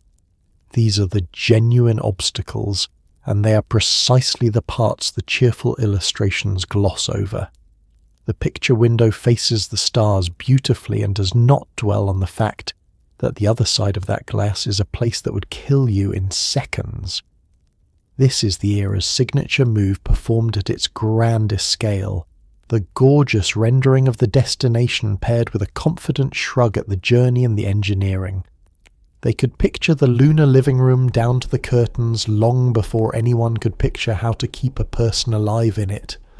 The dream lives entirely in the arrival, in the smiling family already settled, and skips lightly over the decades of brutal, costly, dangerous work that actually standing on the moon would require, let alone living there. Humanity did reach the moon, in one of the genuine triumphs of the age, and it turned out to be exactly as forbidding as the illustrations declined to admit, a place visited by a handful of people at enormous effort, and then for a long while left alone. The tidy lunar suburbs of the year 2000 never materialized. The children never bounced to their lunar playgrounds, and the moon stayed a destination rather than an address. But settling the moon was, in the era's mind, merely the warm-up, the first easy hop, because once you had a home up there, the natural next step was obvious. It was time to plan a relaxing family holiday to Mars. Let's plan a holiday, because once the moon is settled, the natural next step is a pleasant family trip to Mars. The travel brochures of tomorrow show rockets boarding like passenger trains, with smiling vacationers in matching outfits waving from the windows. You will pack a suitcase, kiss the robot maid goodbye, and rocket off to the red planet for a relaxing fortnight among the canals everyone is quite sure are up there. The journey, which in reality takes months of cramped, perilous, bone-thinning travel, is imagined as roughly the inconvenience of a long drive to see relatives. The future does not do small dreams. The Mars vacation is the era's optimism reaching escape velocity, the point at which the confident line drawn into the future simply leaves the page entirely. If the moon is to be a suburb, then Mars is to be a holiday destination, the exotic getaway of tomorrow, and the imagining of it borrows wholesale from the glamour of travel as the era knows it. Spaceflight is pictured as a more thrilling version of taking the train, all clean lines and smiling attendants and passengers in coordinated outfits, gazing happily out the window at the stars sliding by. It is tourism, simply relocated to the solar system. The brochures, real and imagined, are a delight of misplaced confidence. Rockets board their passengers with the calm efficiency of a railway platform. Families pose cheerfully before departure, luggage in hand, dressed for an adventure that is presented as no more demanding than a seaside trip. And the destination itself comes preloaded with wonders the era is quite certain are waiting. Chief among them the famous canals of Mars, those mysterious lines that everyone assumes are the handiwork of some Martian civilization, ready to be admired by tourists with cameras. You will go, you will sightsee, you will return tanned and refreshed. The reality of interplanetary travel, which the brochure does not see fit to print, is a touch less relaxing. The journey to Mars is not a pleasant afternoon, but a grueling expedition of many months, spent sealed in a cramped capsule, bathed in radiation, while the body itself slowly weakens in the absence of proper gravity, bones thinning and muscles wasting. It is dangerous, exhausting, and about as far from a relaxing fortnight as a human experience can get. And the canals so eagerly anticipated turn out not to be there at all. A trick of distance and hopeful eyes, leaving the red planet considerably less charming than the travel posters promised. This is the era's whole personality distilled into a single absurd, lovable image.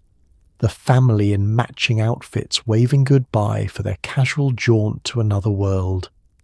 It captures everything. The boundless confidence, the refusal to dwell on difficulty, the instinct to take the wondrous and immediately make it cozy and domestic and easy. The future cannot conceive of a dream too large, and it cannot conceive of dressing that dream in anything but the comfortable, familiar clothes of a holiday brochure. Mars is not a deadly frontier millions of miles away. Mars is where you're taking the kids next summer. The Mars vacation never came, of course, and the journey remains, to this day, the realm of careful planning and enormous difficulty rather than coordinated outfits and waving from the window. The canals were never real, the fortnight was never relaxing, and the red planet stayed stubbornly out of reach of the family suitcase. But step back from all of it now. from the moon suburbs and the Mars holidays and the undersea domes, and look at the whole gleaming parade of tomorrows together, because there is something hiding in plain sight across every single one of them, something that gives the entire dream away. Now here is the strange part, the thing that gives the whole glittering dream away. For all the rockets and robots and atomic miracles, the future they imagined looked oddly, stubbornly familiar. In every painting, father still strides off to the office, even if he's wearing a jetpack to do it. Mother still tends the home, even with a robot doing the actual work. The roles, the lawns, the gentle conformity of 1957 were all simply launched into space and handed flying cars. They could picture a colony on the moon far more easily than they could picture anything truly changing down here on the ground. Once you notice it, you cannot stop noticing it. This peculiar failure of imagination running underneath all the dazzling hardware. The era could dream up the wildest machines, the boldest journeys, the most fantastical transformations of every object in daily life, and yet it could not budge a single inch on how that life was actually arranged. The future was a place of atomic cars and lunar suburbs in which everyone, somehow, behaved exactly as they did in 1957. The technology raced 1,000 years ahead while the society it served stayed frozen precisely where it stood. Look again at any of those gleaming illustrations and the pattern leaps out. Father, in the home of tomorrow, still puts on a suit and heads off to work, the only difference being the rocket strapped to his back or the flying car in the driveway. Mother, in the kitchen of tomorrow, still stands at the counter managing the household, even as a robot maid hovers nearby to do the lifting. The children, the lawns, the neat division of who does what and who belongs where, all of it sails untouched into the future, picked up whole from the present and set down again amid the chrome and the stars. It is a genuinely revealing blindness, because it shows you the difference between imagining new things and imagining a new world. Inventing a flying car is easy, in a sense, because you are only taking something that exists and adding a marvelous feature. Imagining that the people in the flying car might live entirely differently, that the whole shape of their days and roles and relationships might transform, that is the harder act, and it is the one the era could almost never perform. They reached the moon in their minds with ease. They could not reach a genuinely different arrangement of ordinary life, which was sitting right in front of them the whole time. And this is the deeper truth the whole exercise reveals about predicting the future, a truth that applies just as much to your own era's confident forecasts. People imagine tomorrow by decorating today. They take the present moment, the only world they actually know, and they bolt gadgets onto it, and they call the result the future. The genuinely transformative changes, the ones that reshape not the objects but the lives, tend to arrive unannounced and from directions nobody was looking, precisely because they were too busy painting jetpacks onto a world that otherwise stayed exactly the same. So the future of 1957 turns out to be a kind of mirror held up to 1957 itself, its hopes and its assumptions and its blind spots all preserved in chrome and launched skyward. The rockets tell you what they wanted. The unchanged living rooms tell you what they could not see. It is the most human thing in the whole gallery of predictions, this inability to imagine that the deepest changes would come not to the machines but to the people.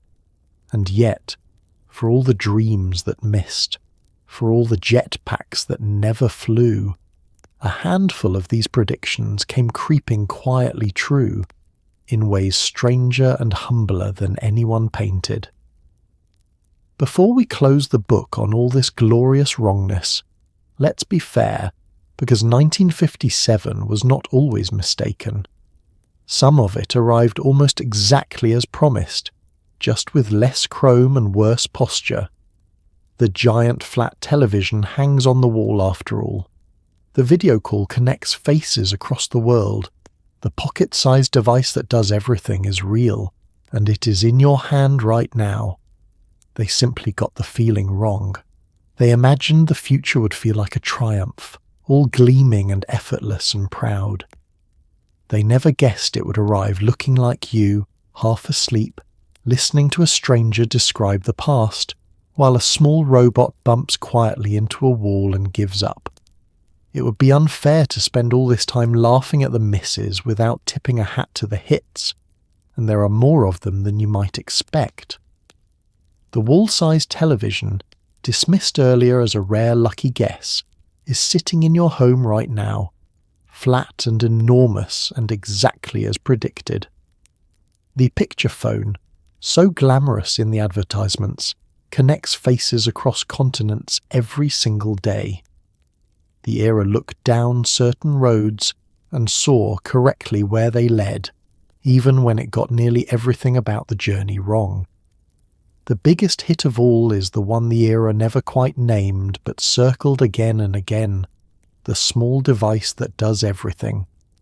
They imagined it in pieces, scattered across a dozen separate gadgets, the phone here, the television there, the encyclopedia somewhere else, never dreaming that all of it would one day collapse into a single slab of glass small enough to slip into a pocket. The thing in your hand right now is the picture phone and the wall television, and the entire library and the map and the camera, and 100 other promised marvels, all folded together into an object the era could not quite picture but absolutely saw coming. What they got wrong, every time, even about the things they got right, was the feeling of it. They imagined the future would feel like an achievement, that to live among these marvels would be to feel triumphant, gleaming, proud, lifted up by progress into a brighter and more dignified way of being. They pictured the citizen of tomorrow standing tall amid the wonders, effortless and content. They did not imagine that you would hold the most miraculous device in human history at arm's length in the dark, slightly hunched, using it to fall asleep to a voice describing how wrong everybody used to be. Because that is the quiet joke at the heart of the whole thing, the gap the era could never have measured. The marvels came, many of them, more or less as advertised. The flat screen, the video call, the everything machine, the robot that cleans the floor, all delivered.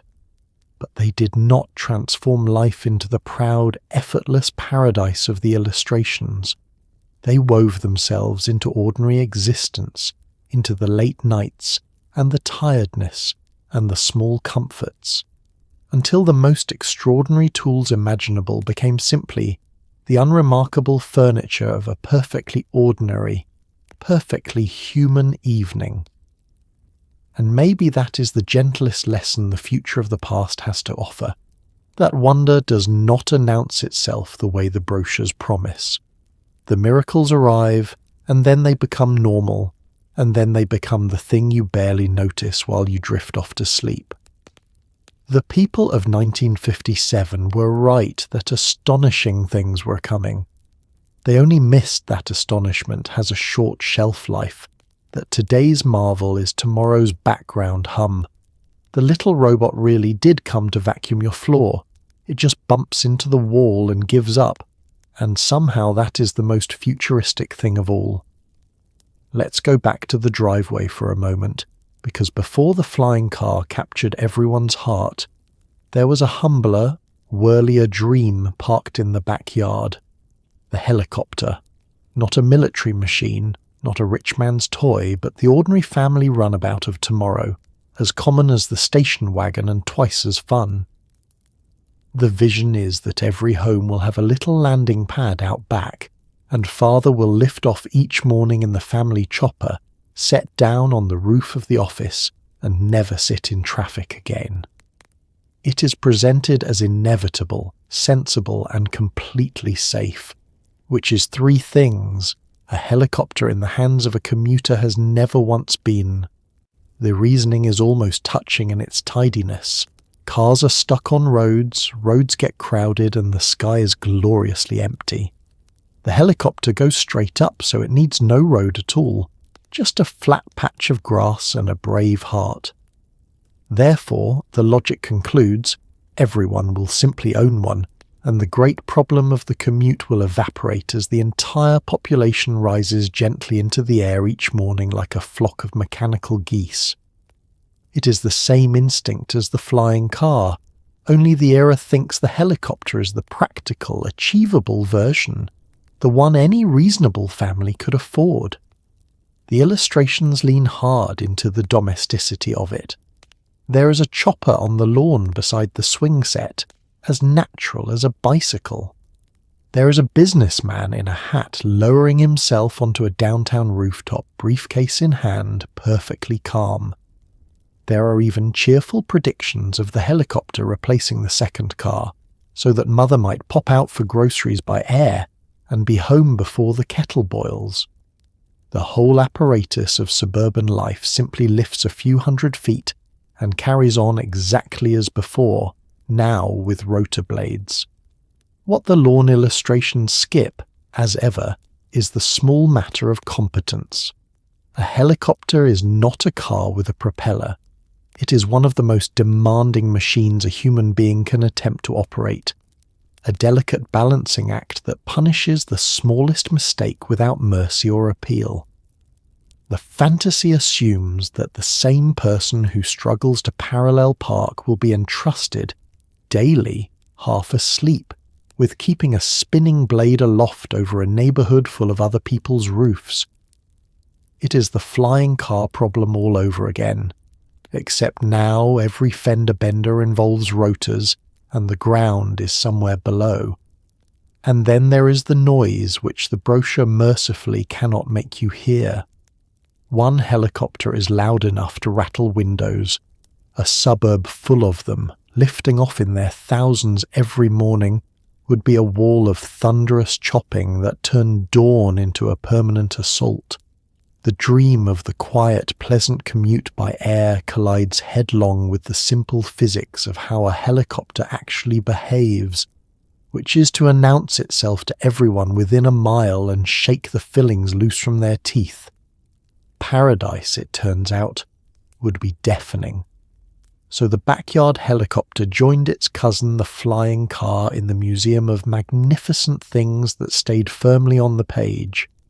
The sky remained empty, the rooftops remained free of commuters, and the family runabout kept all four wheels on the ground where they belonged. The era could picture the chopper on the lawn, but not the catastrophe of 1,000,000 amateur pilots, the noise or the cost. But if the future could not lift your whole body into the sky, it had at least promised to shrink the marvels down small enough to strap to your wrist, where the next dream was already ticking. Let's look at your wrist, because the future has decided that the watch is wasted merely telling time. The watch of tomorrow will talk. Strapped to your arm will be a tiny radio, a personal communicator, letting you speak to anyone, anywhere, just by raising your wrist to your mouth like a secret agent in a film. No phone booth, no cord, no waiting by the hall telephone for a call that may never come. Just lift your arm, murmur a few words, and the whole world is listening. It is presented as the height of dashing convenience, and for once the era is staring straight at something that genuinely comes true, give or take a few decades and a great deal of frustration. The wrist radio enters the popular imagination through adventure stories, where the clever hero uses one to summon help from impossible situations, and the public takes one look and decides it wants one too. The appeal is obvious. The telephone, marvellous as it is, ties you to a spot, a wire, a fixed place in the house where the device lives. The wrist radio breaks that leash entirely, putting communication on your body, carried everywhere, always ready. It is freedom from the wall, the dream of never again being out of reach, which sounds wonderful right up until you have actually lived it. The illustrations show a sleek little dial on the wrist, a small speaker, perhaps a tiny antenna, the whole thing no bigger than a generous watch. People in the pictures raise their arms and speak into them with delight, summoning friends, calling home, conducting business while strolling down the street. There is a glamour to it, the same glamour the era attaches to anything small and clever and modern. The sense that to carry your communication on your wrist is to be sophisticated, capable, plugged into the rhythm of tomorrow. Here is the part where you have to give them genuine credit, because the wrist radio is real now, sitting on countless arms, doing very nearly what was promised. It talks, it listens, it connects you to anyone anywhere, and it does 1,000 things the era never thought to ask for besides. The future looked at the wrist and saw correctly, which is rare enough to deserve a small round of applause before we get to the part where they misunderstood it completely. Because what the dashing illustrations never captured is the actual texture of having the whole world strapped to your arm.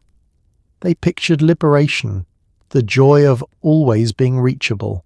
They did not picture the quiet tyranny of never being unreachable, the buzz on your wrist that interrupts dinner, the tap that demands attention during a walk that was supposed to be peaceful, the slow realization that a device which lets everyone reach you anywhere is also a device that lets everyone reach you anywhere. The leash was not removed. The leash simply got longer and invisible and attached itself to your pulse. So the two-way wrist radio arrived more or less on schedule, a genuine triumph of prediction. And like so many of the era's hits, it came wearing the wrong feeling. They imagined the freedom and missed the obligation, pictured the secret agent and forgot the exhausted commuter, glancing at their wrist for the 40th time in an hour. The marvel was real. The peace it promised was not included. But the era's faith in small, clever machines was nothing next to its faith in one enormous one, a single great electronic brain that would soon, it was certain, think for all of us. Let's step into the basement of tomorrow's City Hall, because humming away down there is the era's most awe-inspiring and most comically misjudged creation. The giant electronic brain. A thinking machine the size of a building, blinking with lights and spinning with tape. So vast and so wise that it will run the traffic, manage the economy, answer every question, and quite possibly tell you who to marry. The future is certain that computers will grow ever larger and ever fewer, until a handful of colossal mechanical minds preside over civilization like benevolent metal oracles. They got the importance exactly right. They got the size, the number, and the personality spectacularly backwards. The computer is brand new and genuinely staggering in this era, a room full of glowing tubes that can calculate in moments what would take a team of humans a month. Faced with such a marvel, the era does the natural thing and assumes it will simply keep getting bigger and more powerful in the only direction it knows, upward and outward, growing into ever more enormous installations. The brain of the future is pictured as monumental, a single titanic machine filling whole floors, attended by technicians in white coats, dispensing wisdom to the grateful population that gathers at its terminals. The illustrations are wonderfully solemn. Vast banks of blinking panels stretch into the distance. Serious men feed it questions and receive printed answers. The machine plans the city, predicts the harvest, settles disputes, and manages affairs too complex for mere human minds. There is a quasi-religious quality to it. The great brain as a kind of mechanical authority, infallible and immense, the beating logical heart of a perfectly ordered society. The era cannot imagine too large a computer. The bigger the brain, the better, and surely the future belongs to the biggest brains of all. What the era cannot conceive, because nothing in its experience points that way, is that the machine would go in precisely the opposite direction. The computer did not grow into a building. It shrank and shrank and shrank again, until the room full of glowing tubes collapsed into a sliver of glass in your pocket, more capable than every giant brain the era ever dreamed of, combined, with room to spare. The future bet everything on bigger. The actual answer was smaller, and there is something delicious about how completely they missed it. And they missed the number too, just as badly. They pictured a handful of these mighty machines serving everyone, a few great brains for a whole civilization, the way there might be a few cathedrals or a few great libraries. They never imagined that nearly every person alive would carry their own, that the computer would become not a rare monument but the most ordinary object in the world, more common than the wristwatch, owned by children, lost in couch cushions, used mostly to look at pictures of other people's lunches. So the giant electronic brain stayed a daydream of the wrong shape, a monument to the era's habit of imagining the future as simply the present made larger. The machine mattered every bit as much as they sensed it would, reshaping the world down to its foundations, but it did so by getting tiny and multiplying beyond counting, not by looming vast over a grateful crowd. They were right that the thinking machine would change everything. They just could not picture it small. And one of the very first things that small machine would change, far sooner than anyone guessed, was the simple act of going to the shop. Let's go shopping without leaving the house, because the future has abolished the trip to the store along with everything else it found tiresome. The vision is splendid. You settle into your armchair, switch on a screen, browse the day's goods as they parade before you, and order whatever you fancy with the push of a button. No parking, no crowds, no hauling bags through the rain. The groceries simply arrive, summoned from your living room by a fingertip. The era is certain this is coming, and for once it is so completely correct that the only thing left to laugh at is how thoroughly the convenience would come back to haunt everyone who wished for it. The reasoning runs along the same well-worn track as all the era's dreams. Shopping takes effort. Effort is the enemy. Therefore shopping must be made effortless. The future imagines the catalogue brought to life, the store piped directly into the home through the magic of the screen, every product available for inspection without the bother of actually going anywhere.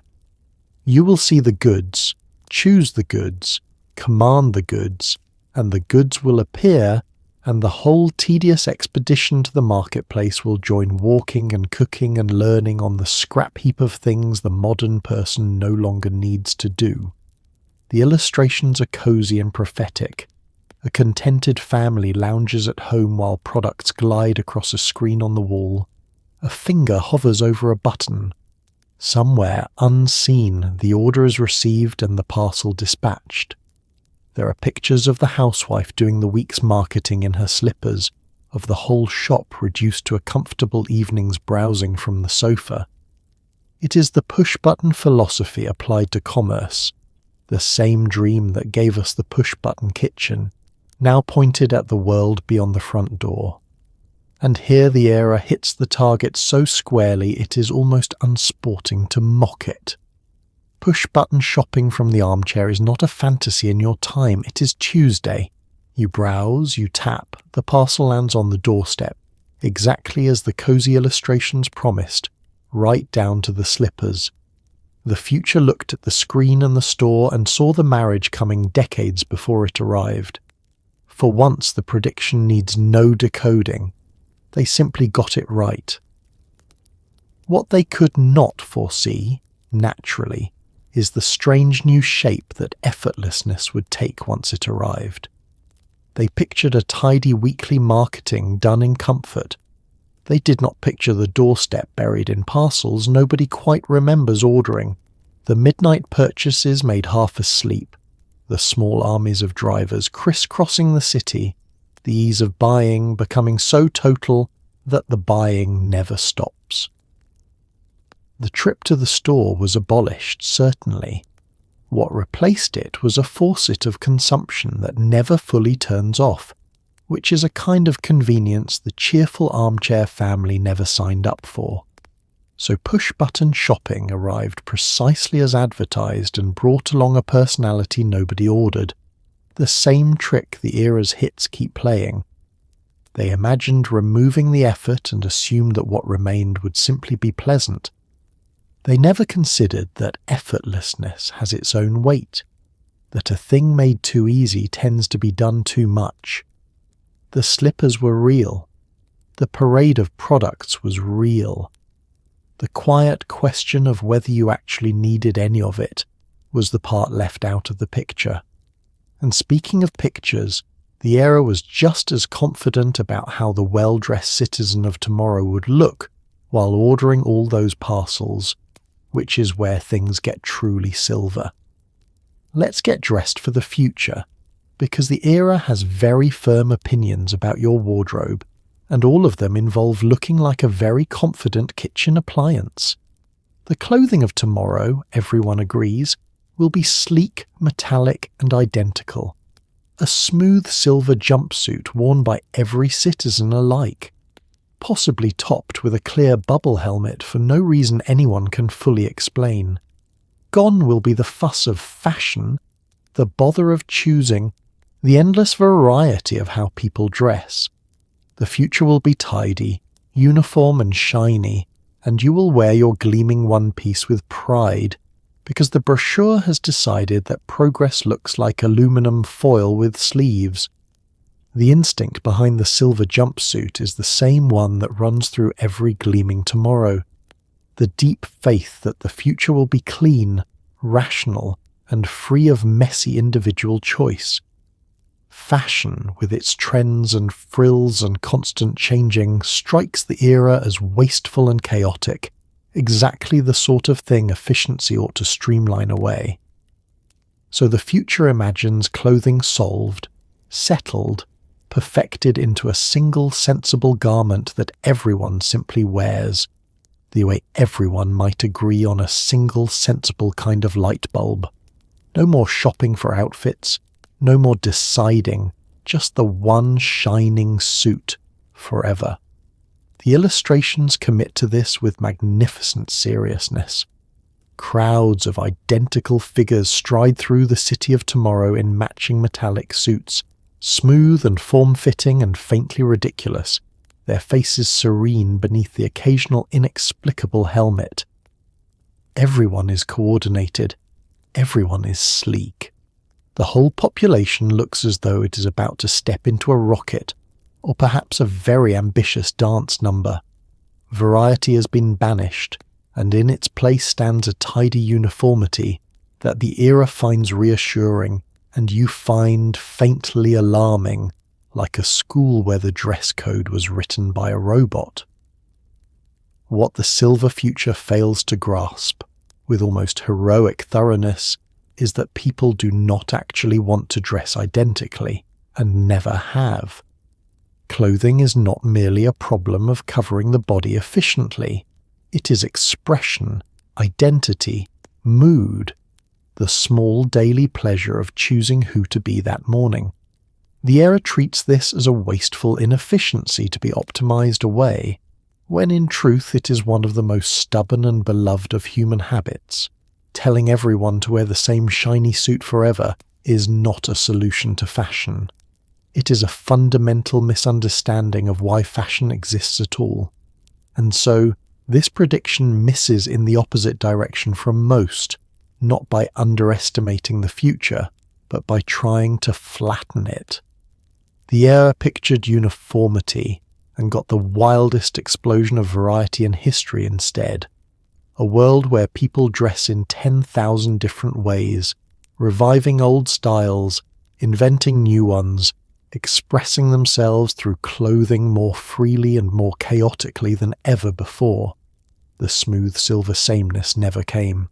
What came was glorious, sprawling, unmanageable difference, the exact opposite of the tidy single suit, and far more human for it. So the silver jumpsuit hangs forever in the imaginary closet of tomorrow, unworn, a monument to the era's recurring dream of a clean and orderly future, and its blindness to how much people treasure their own messy individuality. They could picture rockets to Mars more easily than they could picture a teenager refusing to dress like everyone else, which tells you nearly everything about the limits of the whole gleaming vision. They kept imagining a future that was neater than people actually are. And that, in the end, is the thread that runs through every last one of these shining, wrong, wonderful predictions, which is exactly where we are headed as we begin to bring this long night in tomorrow to a close. So there you have it. A whole world certain that tomorrow would arrive gleaming, atomic and effortless. They promised you a flying car and gave you traffic. They promised you a robot maid and gave you a small confused disc stuck under the couch. They promised you dinner in a pill, leisure without end, a silver suit, a holiday on Mars, and a future so easy that boredom would be your biggest worry. And here you are instead, awake too late, doing your own dishes, gloriously stubbornly busy. But be gentle with them tonight, because they were not foolish. They had simply watched the impossible happen so many times that they could not imagine it stopping. They looked at a hard and uncertain world and chose with their whole hearts to believe this was about to become wonderful. There is something brave in that, something worth a quiet smile rather than a laugh. And some of it came true. The screen on the wall, the face on the call, the little everything machine resting in your hand right now. The marvels arrived, just quieter and humbler than the brochures swore they would, settling into ordinary life until you stopped noticing them at all. That may be the truest thing the dreamers never guessed. That wonder, once it shows up, simply becomes Tuesday. So tonight, as you set down that miraculous little glowing rectangle and let your eyes fall shut, maybe spare a soft thought for the people who imagined you. They pictured you living like royalty among the stars. They would be amazed to learn you got most of the magic and used it, in the end, to drift off to a calm voice in the dark. Sleep well. The future turned out fine. It just looks a lot like you.